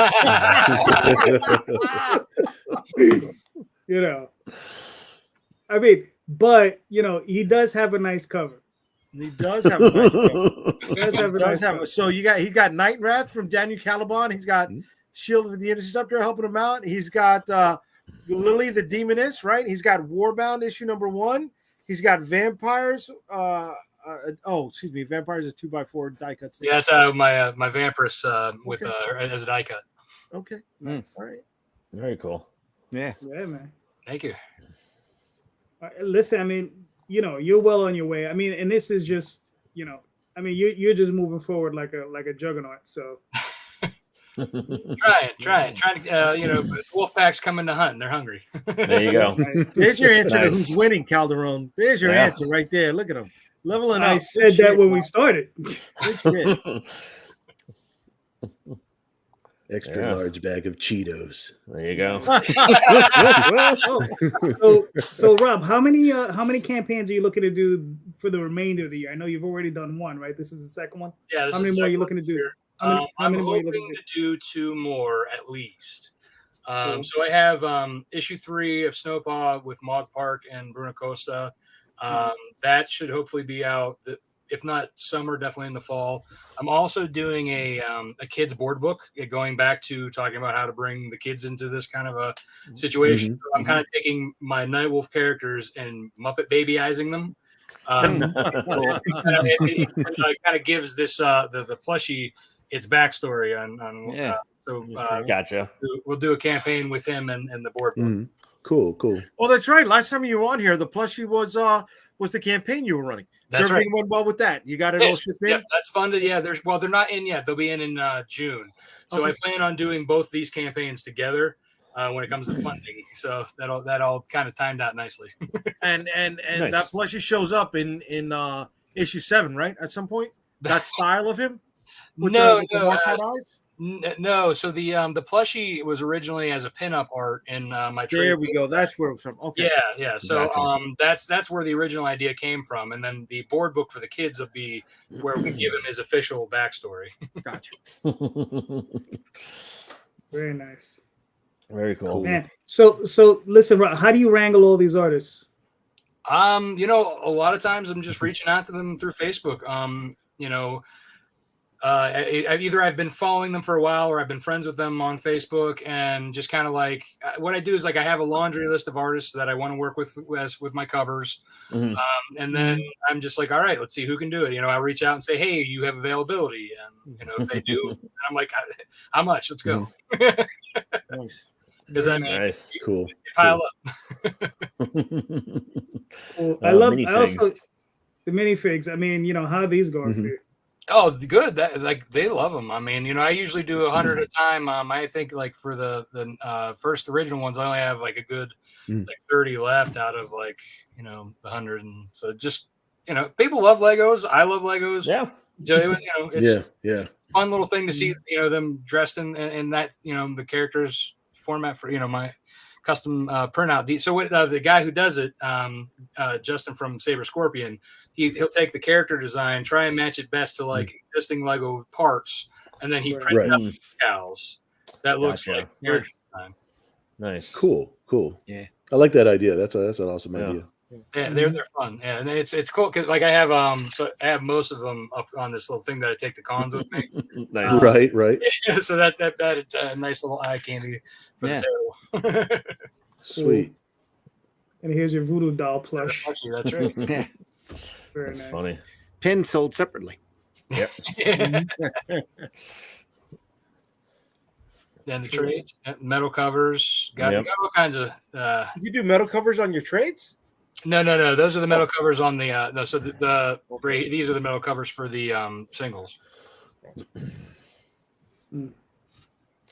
Yeah, I did metal covers for one of the graphic novels that we did, and basically, the equivalent size of a trade, and there was nobody who could actually print them, so I had to do them by hand. Oh, God! And it was supposed to be limited.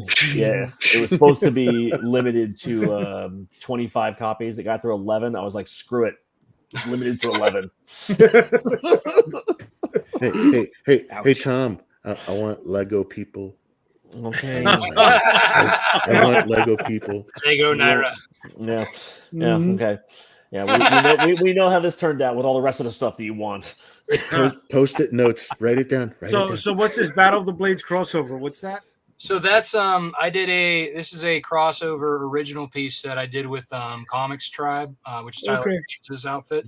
When he put out his Wailing Blade, I think it was his trade paperback when I was putting out my trade paperback. Gotcha. And so we did a crossover together, and then that's the original art by Joel Mulvey. Nice. Oh, cool. Okay. And then That's an original page by Mog Park from my first issue of Snowpaw. Wow. Nice. Cool. And, So let me ask you a question. Do you negotiate for the originals during the initial conversation, which I would imagine would be the smart thing to do? yeah, so I asked, I'm like, hey, so how much would it be to get the originals off you? And so that's usually I just simply ask. Yeah. And if a lot of people do their stuff digitally, so they're not readily available. But when I know I get pencil art, I'm like, hey, how much? And some of them are really like, even though what I'm selling them for doesn't cover the original cost, but it does like help to offset it, Right. So that's kind of like why I do it. Plus, it's a cool piece to have for the Kickstarter. Yeah, for sure. Now, how many times you're like, screw this, I'm not selling it? You know what? I thought about hanging on to a couple of the originals, but then I was like, what am I going to? I have no wall space. Like, I mean, literally, you can see behind me. This is actually cleaner than what it used to be before I got a storage unit. I could literally sit on the boxes like a Game of Thrones. Like, I coined the term furniturize. Yeah, you're offset boxes, brother. Yeah, exactly. Yeah, so I had the throne, of boxes that I eventually, but like this is still, after I moved. Well, you're pouring that money into continuing to grow more stories and more art. So yes, that's exactly it. I don't take anything personal out of this. I have a full-time job that supports me and my family. So this is basically everything. Well, you were smart. So yeah, everything gets recycled back into the company. So that I'm it's incorporated, so everything just cycles through it, and there you go. Keeps moving forward. Cool. Nice. Nobody told me I was supposed to do that. I could have retired from the Navy like 20 years ago. Oh shit! And then started making the comics. Exactly. Then I could have had those cool stories like, I served like over here, and it's like, no, I do comics. It's like, no, I was basically I was drawing comics the whole time. I was a slacker in school, and and continuing on. And now I have no choice. It's all I'm qualified for. That's right. Yeah. Yeah, sometimes it does feel that way. Yep. Right. Yeah. Yep. So what's this? Join the Wolf. It's just it's the bottom call to action. Go back up and join the Wolfpack. Yeah. Nice. Sit there and pledge. Back the campaign. Lemon pledge. Yep. Very nice. I mean, Rob, listen. Nice. You know what you're doing. Yeah. At least I like to think that's pretty awesome. Yeah. Rob, when does the trading card game come out now? Right? What is it? Vampire the Masquerade is going to be Nightwolf the Quickening. I don't know. I'm getting sued by White Wolf and the creators of Outlander. Just go for a whole swath. Just go all in or nothing. It's good publicity. I mean, honestly, I always like the idea of doing like any kind of media just for fun. For me, like my next thing that I really want to get into is action figures because, I mean, again, the Legos are cool, but like that, like for me, like I've always been a comic and toy collector, so it's like seeing it in posable and. That's next step for me. Yeah, that's there's no feeling we'll talk, Rob. quite like we'll it. talk afterwards because that is still my struggle right now. Remember the last time we were on together? Still the fucking struggle, dude. Where are my 3D printer people at? For punishment. Tell us how you really feel. Oh my God. Bro, I've explored fucking manufacturing in Guatemala, Ecuador, Colombia, and Mexico as backups, but none of them have the quality of price points in China. Well, I can't afford to make any molds or like. That's just it. Like the molds and even just like doing the 3D printing, like it's ridiculous. Like I'm in 5 figures with the prototyping right now. Ouch. Ouch. All right, but look at this. All right. You guys want me to play this video? Sure, why not? Yeah. Why not? Bill worked hard on it. I didn't do it. I did. I made it on my phone.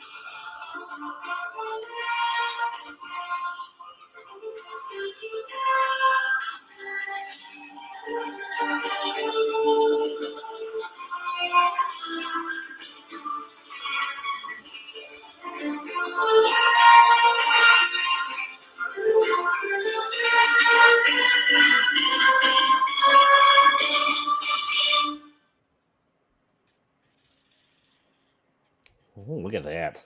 Oh, it's So pretty. So Very snazzy. nice. There'll be 10 more videos of different quality coming. But that's our first little one. Nice. So, gentlemen, tell me what's going on with Nero X. Talk to me.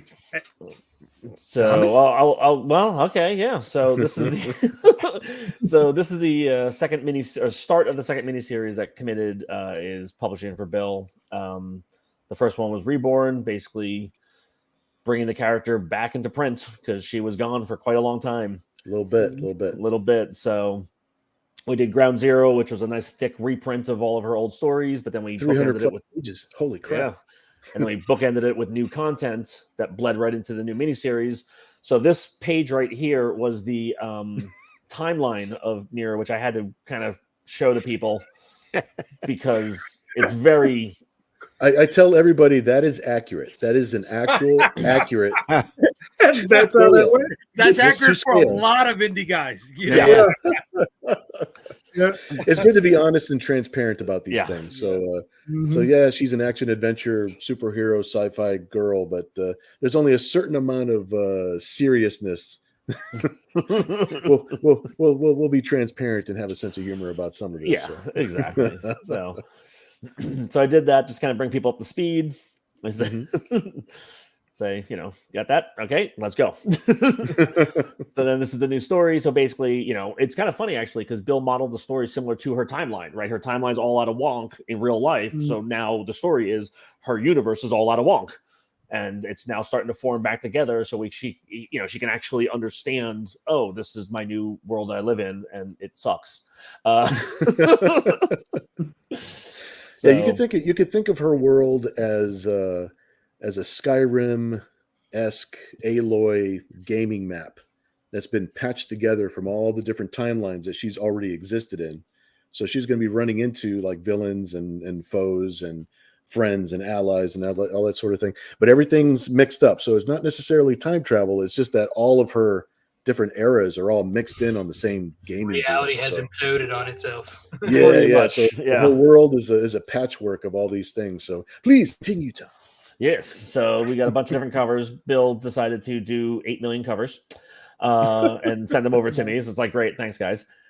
This is Johnny Segura. He's a very successful Kickstarter guy in his own right. He's funded a bunch of his own books and that kind of stuff. But he was actually suggested at the end of our last Kickstarter campaign, on the third issue of Nero Reborn. I had a little comment section on my survey, and somebody was like, "Hey, you should really, contact, Johnny and see if he wants to do a cover.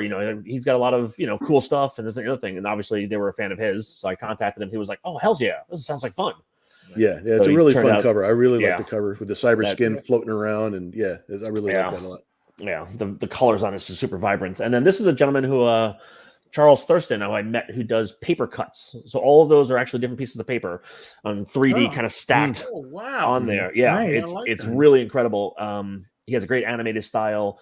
And I met him in Emerald City this year, and he was basically saying about how he wants to kind of get into comics and do covers. And he had a great opportunity. He got to sit down with Dan Didio when he was still the publisher over at DC, and he's like, "Oh, you guys should do a whole month." This is when they were doing their gimmick, monthly gimmick type things. And so, he approached him and he showed it to him, and Dan's like, that sounds like a really cool idea. And of course, crickets, because giant company, right?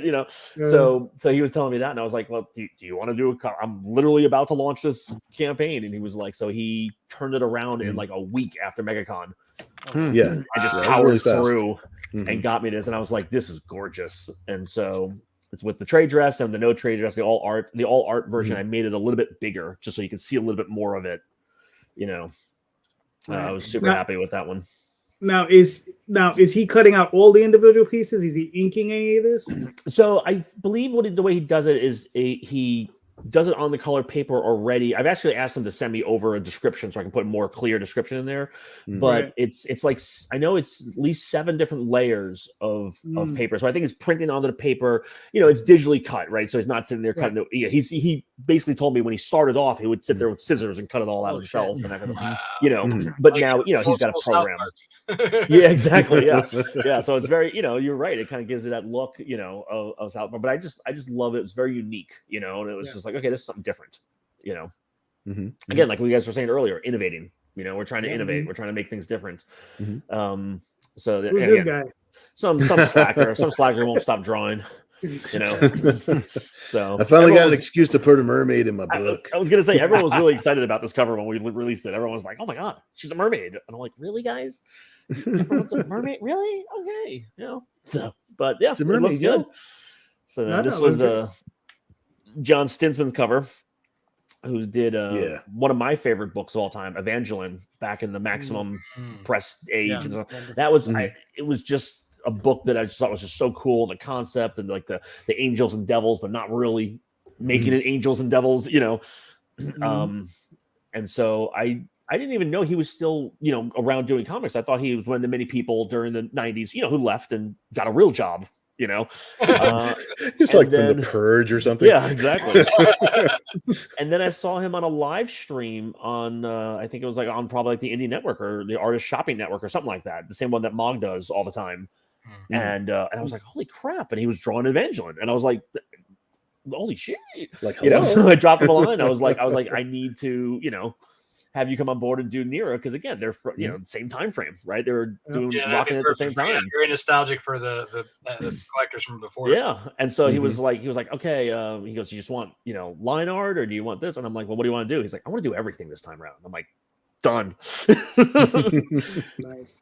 So he made that kick-ass cover, and then Bill can't not draw things without boobies. Boobala. Nothing wrong with Boobala, baby. I'm just saying, I have an appreciation for it. That's all. Kickstarter loves boobies. Yeah, they do. They do love the boobies. And then this is Mark Sparacito's cover. He done work for Dynamite, Marvel, DC. He's worked for everybody. I've known him. He's an old school New York guy. From back in the the Greenberg Day shows and that kind of stuff. Oh, wow, yeah. Yeah, he's back there. So I've known him for like 25 years now, and it's just a matter of, I see him every year at San Diego, and occasionally here and there. Never had an opportunity to work together. So finally, actually at the tail end of the last campaign, I reached out to him. I'm like, hey, what are you doing? What's your cover rate and what are you doing? And he's like, oh, it's this. And he goes, I've known you for years. I'll, give you a sweetheart deal or whatever. And so I actually had to do the cover. Literally, the only thing Bill told me was it's going to be pirate themed. That's it. Because I told him, I said, I need some kind of theme to give him. So he did that piece, and I was like, oh, hell yeah, this is cool. Yep. So, but of course, the one time we sit there and work together, he's not going to San Diego this year. So it's like, thanks, Mark. Thanks a lot. So, and then Bill liked the cover, and he decided to tinker with it and do some digital add-ons, and made it not so nice outside. He just messed up the weather a little bit. Yeah, well, I mean, the book's called Dark Seas. Yeah. So then the all art version on the right-hand side there was only available for the first 48 hours of the campaign. And it's going to be a red foil cover. So all the red's going to be a nice foil look to it. And so, so that was kind of cool. It was just, again, I mean, I want to make something for all the readers, and I want to make stuff for just the hardcore collectors, and and then we have the all art version of Bill's wraparound cover. This is the way we made the first issue a little bit different than all the other first issues that we've done and stuff like that. We made a wraparound cover. So if you get a commission, you get the all art version with no trade dress on there. And then we have everything by Bill, every single cover he did for the campaign, and you get the special nude version of the cover. Because again, boobs. No trade dress or just no dress whatsoever. No dress, exactly. The undress. There you go. It's the undressed version. So the undressed version. So then not only do we have covers, we also have goodies as rewards and campaigns. So. I'm sorry, I'm so used to it. I thought it said boobs, not goods. Keep with the I won't hold it against you. It's all good. Yeah. Well, this is Mira's booty. Yeah, boots. Booty. It's it's a double-sided gold challenge coin type of thing. It's just cool. It's just, again, it goes with the theme of the campaign. That's Calderon's wheelhouse. He loves challenge coins. Yeah, I actually do. I really do. Yeah, they're cool. They're cool. Definitely cool. So then we also did 3D acrylic standees I found a company that can bang them out nicely for me. So I'll have to, because I was looking into getting those done for a stretch goal. So I'll have to pick your brain about where you got. Oh, yeah, absolutely. Yeah. Yeah. So Cool. and the price point worked out to where I can literally do 2 for, like in the same tier. Oh, nice. So, yeah. So, and they're about 6 inches tall and about 2.5 inches wide. Right. So they're a decent size. And then if you keep scrolling, Bill wants ridiculous things. So, Bill, I have a checklist. You can explain this ridiculous thing. Let's start with the other ridiculous thing that we did on the last campaign to lead up to why we now. Well, I've got like a manga anime kind of thing where it's like the last 2 campaigns in a row we had those mouse pads with the 3D printed boobs right on the mouse pad. So it's like, I see so many of those things with like different characters. Like I really want one with Nira X. We did boobs and butts. So and a butt, and we have evil Nira showing her butt, and it's like it's cool. It's like it's all 3D, and it's like the funny thing is we're actually sold out of the butts completely. Yeah. I have 2 of the boobies left. That's it. So I also wanted to get these big body pillows, but have Nira printed on it, of course. So I've got a good side and a naughty side. So that way, depending on who's over the house, depending on who's over at the house that evening. So, like how large are the pillowcases? Like they're about 5 feet, 5 feet tall by I think 2.5 wide. I mean, it's a standard body pillow size, right? It's ginormous. Nice. So it's going to be a lot just of like fun. the companies sell them. You have to buy the pillow yourself. Yes, I am not mailing out a whole bunch of pillow inserts. In fact, bunch of gigantic pillows. In fact, if you scroll down, I put the link for the Amazon thing in there. That's how big the pillow is, right there. Yeah, that's the size of the pillow. So So that's the link. If they can go, if they pledge the tier, they can go to click on that and have the pillow waiting for the pillowcase to show up. Word. So nice.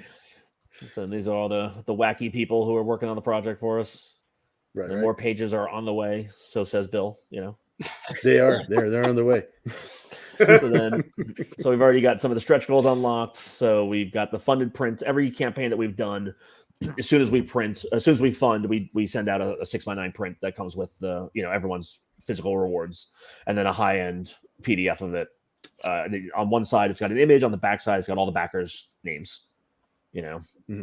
So it's super cool. Yeah. We've also unlocked the double-sided bookmark, as I call the Tom Hutchinson special, because I hate them. So, and then Tom doesn't like bookmarks. Why he doesn't read? They're useless as a. Yeah, he had this whole Facebook thing. So then, as we're planning this, I'm like, oh, so the Tom Hutchinson special, got it, okay. So in honor of, exactly, yeah. So then this is 3 4x6 prints that are going to be interlocking. And we've actually unlocked all 3 because we broke 5, so I got to unlock that guy. Yeah, that's that artwork that's coming. So yeah, artwork's coming soon. Nice. So and then when we hit 7, we're gonna do a 90s style slap bracelet from back in the day, the kind of you slap on your wrist and it curls around. Yep. So yeah, and then I've got a whole bunch more, and it's just a matter, once we get those, I'll list the other ones. But yeah, it's all really heavy. You leaned in heavy to the 90s. What's missing? Pogs? Pogs. Again, we got some more. Just saying. They're coming.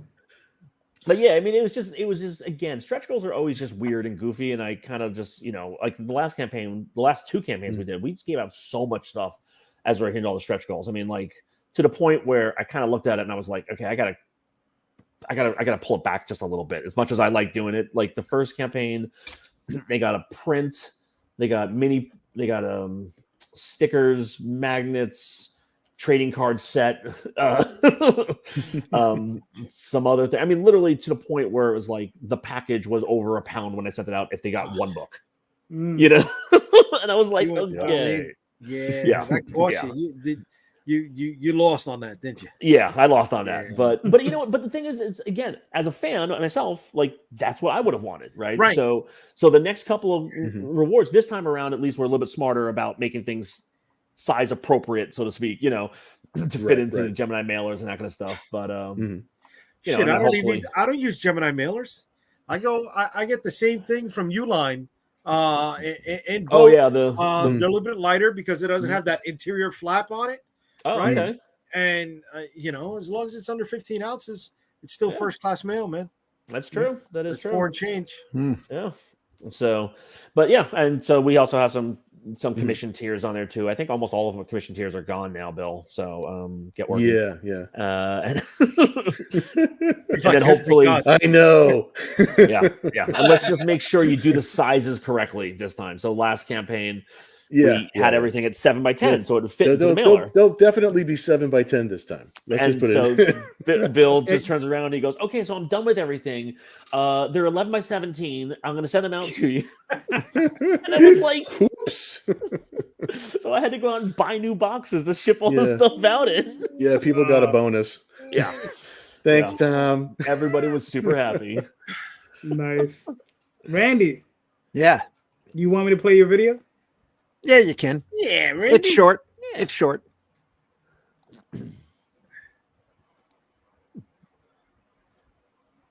Arrow Comics is proud to present to you the fast-paced vigilante justice as only what is this guy dressed as? This is the Fool.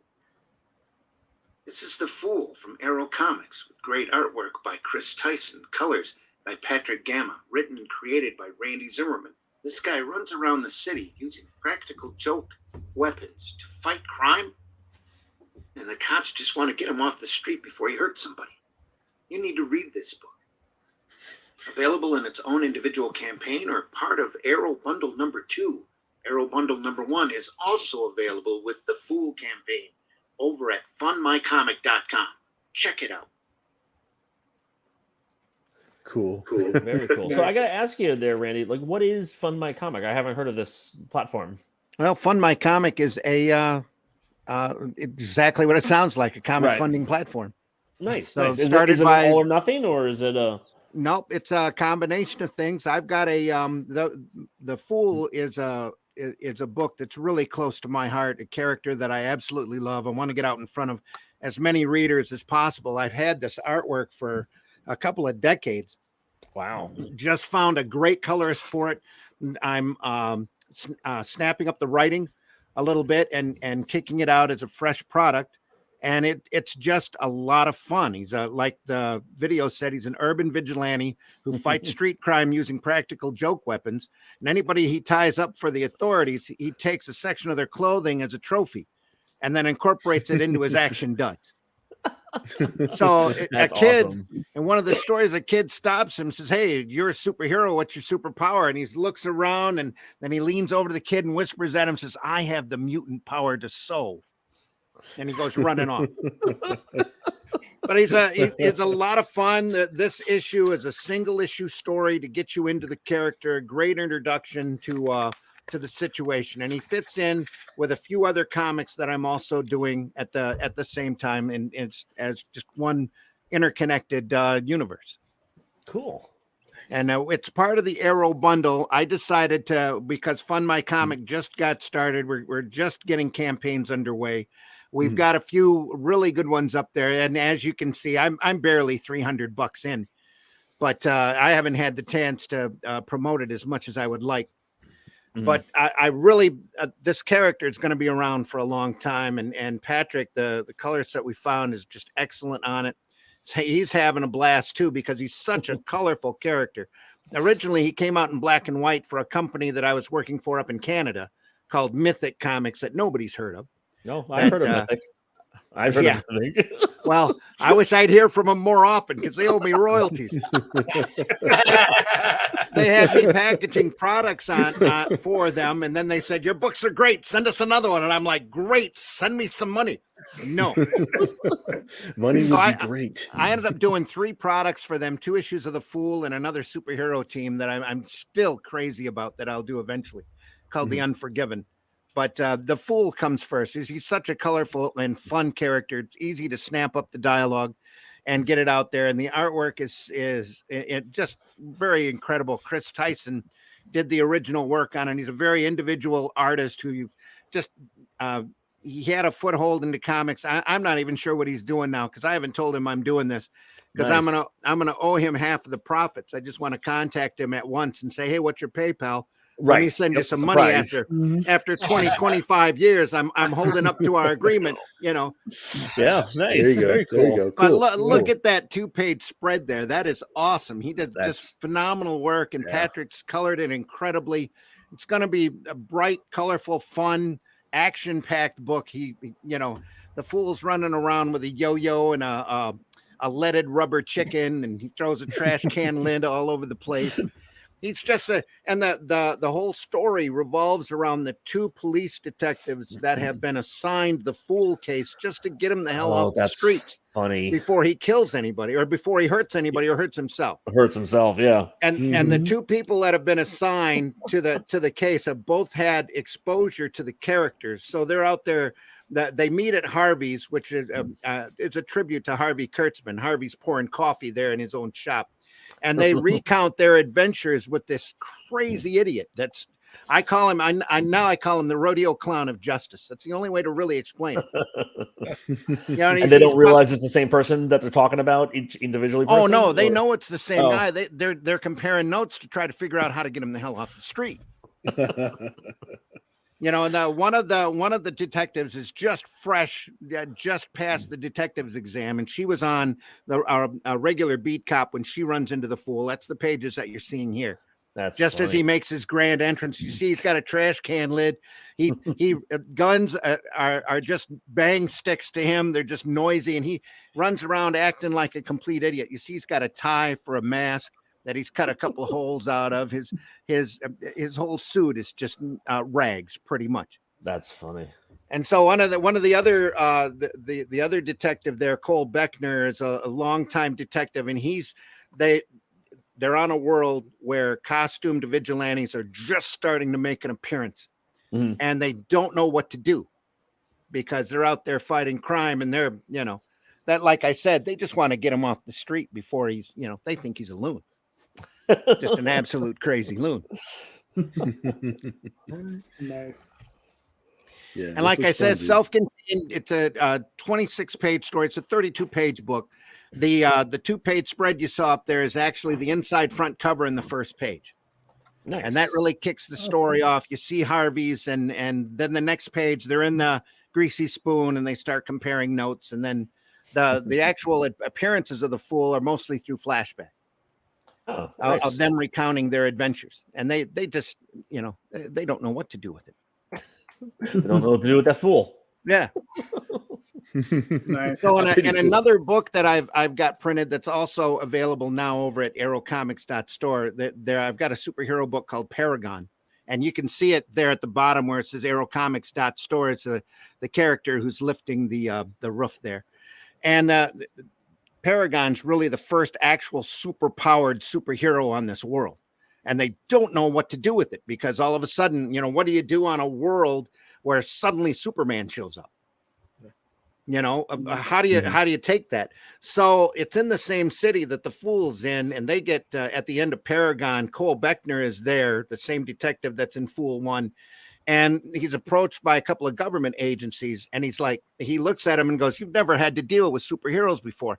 He says, "I've got one file that's 10 inches thick on one Fool alone." This is the Fool side of the story. It's just the start of his adventures. It's a lot of fun. We've got a PDF for $3, a hardcover or a physical copy for $5 plus shipping, or you can come in on the Arrow tiers. Arrow just well, you know, everybody knows the story about Liberty and the fiasco that turned into. We're putting a bunch of Arrow comics together into bundles and using them on each other's campaigns. Luke Stone with Hybrids is in with it. We've got one issue of Russ Leach's Only Death Can Save Us. We've got an anthology book called Revolt, and a bunch of other titles that all carry the Arrow Comics banner, and we've all banded together in order to self-promote each other as a group. And we've put tiers together as bundles, and we all offer them on our campaigns. The first bundle is 8 books for $50. They're all number ones. The second bundle is 6 books, which are 3 number ones and 3 number twos. that are available for $40 plus shipping. So we want to put all those together into the campaign and ship it out. So, and I started the Fool campaign here just to help cover the cost of coloring and to help me afford to color some more stuff, because I've got a lot of books. I'm like Tom. We've been printing books forever. We've got all this back stock in black and white.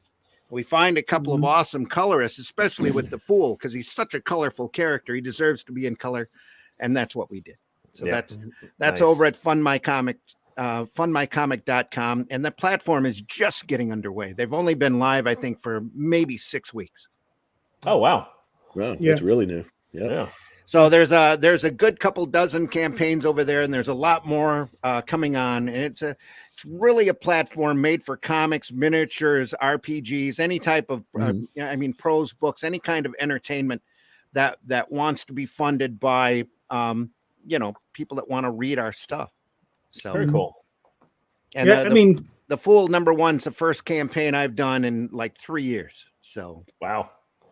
Cool. Looking forward to getting it out. It's going to be it like I said, I'm just using this campaign to help turn that money around, just like what Rob, sorry. Just like what Rob does, only on a much smaller microcosm, because Rob's made a ton of money. So we're going to get that out and do a lot more. There's a lot more where this came from, and there's a lot of some original books as well. If you go over to aerocomics.store, you'll see some of the products that we've already got together and offering. So, and we've all got our own little campaigns that we run, as well as together, and everybody offers the bundles as well. Oh, nice. Yeah. Safety in numbers. That's my theory. So we're building up a nice library of material that's nice quality work that who knows where we can take it, and we'll find out. So as we go along. I this is actually the first campaign that we've run, Bill, that I didn't do a small press tier. Usually I do a small press tier. Yeah. And offer a couple different books and stuff like that. And it got away from me. Again, we have to do so much stuff. Yeah, you got to keep the library out, and it's just 2 bundles: the PDF, the hardcover, or the physical copy of the book, right? The 2 tiers, and then I offer for $50. I'll send you a copy of the Fool signed with a full color sketch of your choice, so you don't have to go through my agent and get special permission. I can do that drawing for you and ship it to you. And then for $75, again, you don't have to go through my agent. You just tell me what character of mine that you want a full color sketch of, and I'll send that to you with a Fool signed, as well as a copy of Calico, Paragon, and I think 1 or 2 copies of Hero Bot Zero that I also do. So nice, very cool, very nice. A lot of options.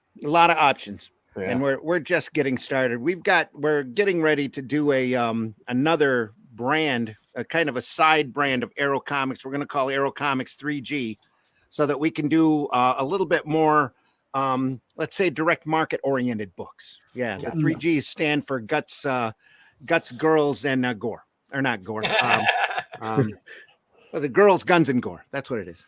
There you go. Okay. Either one works. And we've got other titles planned that are in the works that'll be coming out shortly. Some with that brand, or some of the Aero Comics brand. We want to make all readers. Well, not really all readers. That's got a bad connotation, but it's for anybody to read, really. Right. All access. All access for the Aero Comics, and then the Aero Comics 3G. We also run a little banner underneath that says "Not for wussies." Right. Yeah. Nice. Tell us what you really think. Exactly. Well, "Not for wussies" is one of the taglines that we used on Dead World way back in '85, which was a zombie book we did long before Walking Dead. Yeah, I remember Dead World. Yeah. Mm-hmm. So this Aero Comics has always been a creator-owned company ever since Ralph and Stu created it, and I'm just continuing on in their tradition. Very cool. So when this Liberty deal went down, we decided to resurrect the company, and then I got to talk to Ralph before he passed and mentioned I was going to do the Aero brand again, and he told me to take it and run it until I can't run it anymore. That's right. So that's what we're doing. So we're going to take it as far as we possibly can. All right, cool. Now talking about fools, Jay. Again, I resemble that remark, baby. That's why I didn't call it Randy Zimmerman's the fool. It's just the fool. Yeah, just in case. Just in case. Yeah. So this is the pre-launch page for my next book.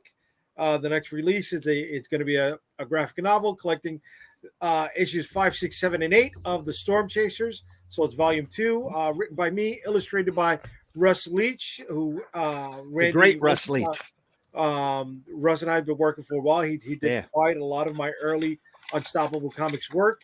Right now, it sits at 100-page full color trade with stretch goals that will bump those up. It could be nice. 105, 110, 120, depending on our stretch goals. We're going to have trading cards added to them in tiers. We're going to have any shirts that we released in any of our last campaigns, and you can definitely pick up any of the books in the catalog that are still in print. So there will be single issues that you can use as add-ons or other trades as well. This should be launching, best case scenario, mid-May, May 15th, I believe. That's the goal. Wednesday? Yeah. I'm hoping to send that. I'm hoping to launch that. Just a few days after I send out fulfillment for the book that we just finished up a few weeks ago, Limbo. It'll be running 28 days. Trying to speed up my campaign. Going a quick 4 weeks. Hopefully, we can avoid that valley or the impact of that valley. Just makes you pull your fucking hair out. But we'll see. I'm sure it's going to hit us. That's it. I'm getting ready, gearing up. The whole promotion cycle has changed. It's all about lining up these live streams and booking live streams like months in fucking advance. I can't believe I'm doing this. We were talking about greasing the wheels earlier, but I got a production schedule that goes until September 2025 with all the stuff we got coming out. And it's like, people are like, okay, well, I'm not, I don't have any openings until this month. I'm like, just put me down. I'll have something. I'll have It'll work. Something. Let's just lock it in. Give it to me. Give it to me.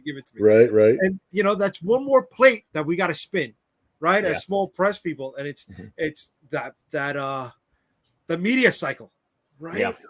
That's the one area that I always forget about. Like, I can get everything else in line, and it's like JD knows. I literally emailed him like last week, and I'm like, there's some people that we can get onto 1, 2, 3, and that's cool, But then there's others that it's just like, even on the friends and family plan, you still gotta wait a while. Yeah, you still gotta wait. Yeah, so it's just. But I always forget about that. It drives me nuts because it's like I get everything ready and I'm like, okay, cool. Oh, I have no one knows this is coming out.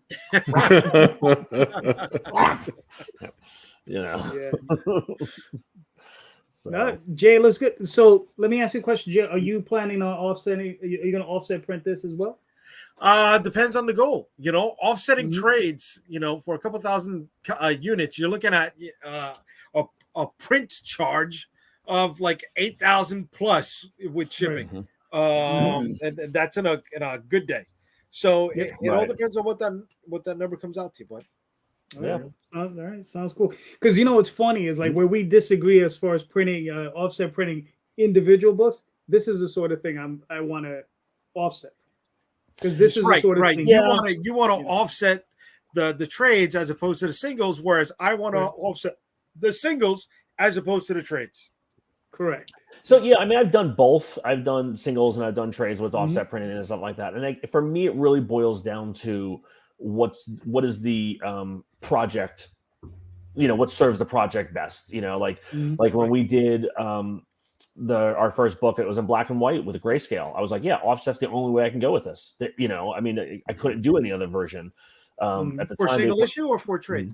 For a single issue, and it wasn't, they weren't even calling it, this is back before they even had, print on demand or digital, that was what they call it, web press. I think they, was the term they used. Remember that? They still use that term. Yeah. Do they really still use it? Yeah. Oh yeah. I just constantly hear, POD, so, but yeah, so that was, and I just looked at it and I was like, I don't want it to be slick. You know, like the grayscale doesn't suit it to be slick. Mhm. But then as soon as I started doing color books, it was just like, okay, well, yeah, this book is you know, Java, which was the first one we did. You know, I think it was it wasn't offset, but I don't know if it was full digital yet. I think it might have been a weird hybrid type of scenario. But you know, people this weekend, I sold a couple of copies of those books, and people looked at it and they're like, "Yeah, this looks like it could have come out last week." Yeah. Like, yeah, that's a 20-year-old book there, buddy. Have fun. Yep. You know, but Exactly. But you moved it. You moved it. I moved it, but it's also, you know, again, I was very fortunate. I learned how to do all the pre-press stuff from Kevin Tinsley. Gotcha. You know, the guy who wrote the book, literally wrote the book on pre-press. So nice. I mean, look, I mean, Jay's heard me say, I've said this a bunch of times. Between Daphne and myself, we have sold literally tens of thousands of copies of Tall Tales, which is one of the books we started in '92. I mean, and they're just out in the wind. You know, they're just out there, right? Yep. And that's how it should be. You know, you just do them, you keep doing them. Like I said, Wendy Ricciapini, those are my heroes. You know, they've reprinted and printed ElfQuest in every format at every company they could get their hands on. You know, digest, manga, oversized, hardcover, soft cover, you name it, they printed in that format. Color, black and white. You know, it's funny. We talk about all those different ways they're printing it, right? And I look at a different medium, and I look at DVDs, and I'm like, okay, I'm hearing you, spout that out. I'm thinking director's cut. Right. You know, another different cut, Criterion collection, right? Right. Collector's case. 25th anniversary case, right? HD and it's Blu-ray, like the answers are the different things we're trying to gimmick our stuff up to generate sales. Those things are out there, and we just gotta look at it and find ways to apply it. So, like you know, the way I set up my box or my tiers, it's like a DVD. What can fit inside of the DVD case? A trading card, bookmark, stuff like that. Little mini things that are not going to add a lot of weight, but are going to add a lot of value, and it's not going to dip into the budget that much. Yeah, as long as you're creative people, don't make things that are the wrong size. I don't know what you're talking about. I know what you're talking about. I think you should punish those people immensely. You can reach it. It's funny, guys, because I'm the other way. Instead of length, I'm looking at width, because now I got a trading card set that we're at like 50 something plus cards, and it's like this much, so I can't use a mailer, right? And it's just fuck it, now I got all this extra space I got to fill with. Why are you doing 50 cards? What's wrong with you? I did 9 and my head exploded. What the hell's wrong with you? That's the thing. Every campaign, our stretch goals are also cards, right? So it's in a stretch goal, extra pages. It's adding every time. Right.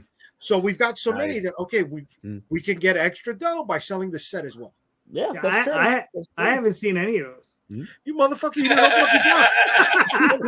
You motherfucker! I'm still waiting. I got pictures hand delivering his fucking boxes. And he's still A box one. A box. It was 19 campaigns in that one box, but it was just one box.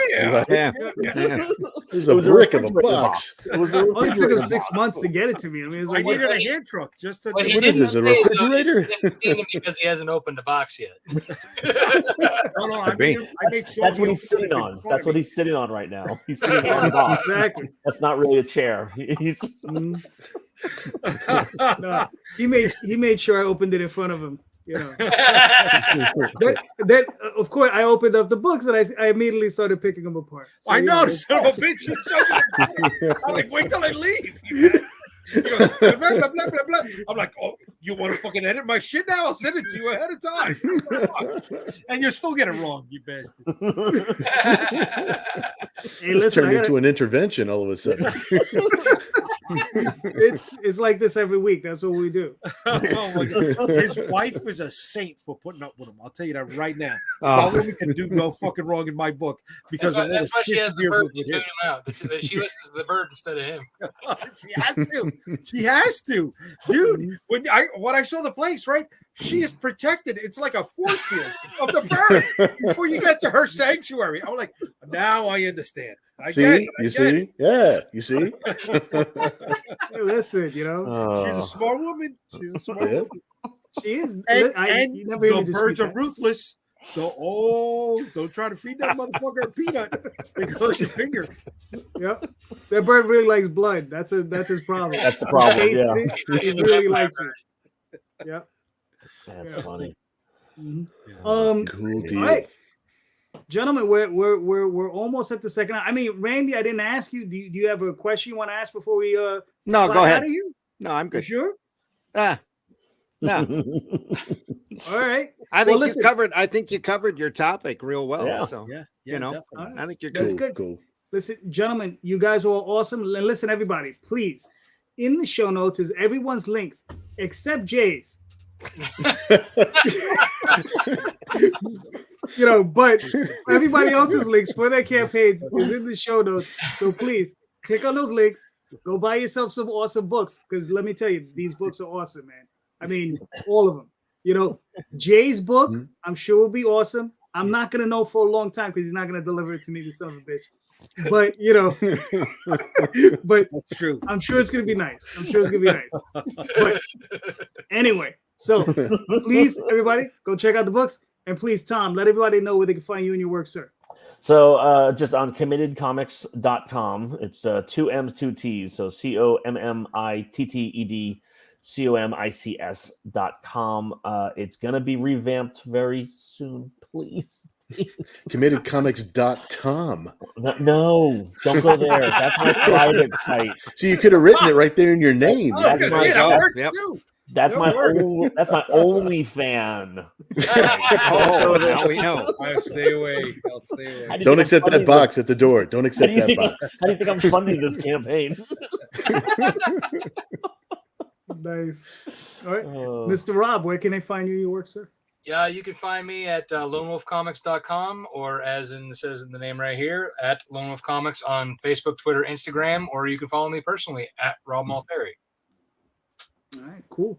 Bill, where can they You find can find me right here. BillMoss.com or Bill Moss Art on Instagram, Facebook, all the little social places. So Bill Moss Art everywhere else except for my website, BillMoss.com. Cool. Randy, where can they find you and your work, sir? Yeah, I'm an old man, so you'll find me on Facebook. I'll be over on Twitter every once in a while, but Facebook's the easiest way to find me. You can find me under Randy Zimmerman. You can go to aerocomics.store and check out all of the Aero Comics products that are available right now. Right now. So plus the full campaign over at fundmycomic.com. You get a few minutes, run over there and take a look at fundmycomic.com. 2%, folks. 2%. Ah, nice. So it's worth your time to check it out. And we're working real hard to bring more people to the site. Actually, it's Luke Stone that is doing it, who does hybrids. He's really the mastermind behind all of that. So I just designed a logo for him because he asked. So nice. and a few other things. But we've got Aero Comics have got accounts up there, but there's a lot of other folks as well. Some really great products over there being offered for campaigns. So go over there and check them out. And then, you can look for me over at the Indy Comics Network, which I think some of you are watching over there right now. I do 2 shows, one Friday morning called Comics by Night, 5 a.m. Eastern Standard Time. I get up that early so we can catch the European crowd. We sit around and talk about great comics. We've spent 3 episodes talking about Alex Toth's InDesign book alone. And Nice. Starting in May, we're going to start going panel for panel through Watchmen. Because we all love the work, and we've got just about every Watchmen book that you can imagine that decipher or deconstructs that title like crazy. And we'll be going through all of that starting in May. We just recorded an episode where we've done who'd we do last? Darwin Cook did a great art book by Darwin Cook that we looked through. Then on Sunday mornings at 9 a.m. I do Sunday Funnies. And we talk about the stuff that we love and the stuff that inspires us and the stuff that really keeps us going. And it's all archived over at the Indy Comics Network. So go over there and take a look. Cool. All right. Now, Jay, before you answer. Mark, what's up, buddy? Check out The Designated on crowdfunder.com. Oh, yeah. For Mark's book, which I provided voice work on his book. I had a feeling there was some odd tie in there with that comment. That was nudge. Yeah, exactly. Well, that's Mark Torres. He's our occasional co-host. So. Yeah. There you go. Cool. Yeah. So, Mr. Rosario, where can they find you? Your work, sir? All roads for me lead to and from unstoppablecomics.com. You can check out the website and you'll find all of our social media links on there. But unstoppablecomics.com, that's a place to be for me. Cool. All right, Cool. Well, Nice. You can find me here just about every Sunday. Not next Sunday. I'm going to actually take the day off, but we'll Get outta be back to follow. Take a day. Take a day. Enjoy. Oh, Yes. Yeah. But we'll be back the following Sunday with our usual crew, and it should be fun. But anyway, theoswaldchronicles.com, talltalesonline.com, Twitter, Facebook, all those places. JD Calderon, you can just look me up. I'm there. And thank you so much, everybody. You guys are awesome. You guys are all great. Please Thanks for having us. go check out those buy books. their books. Buy the books, and just remember, read more comics, especially ours. Yes. Good night, guys. So yeah. Take care, everybody. See you guys. All right.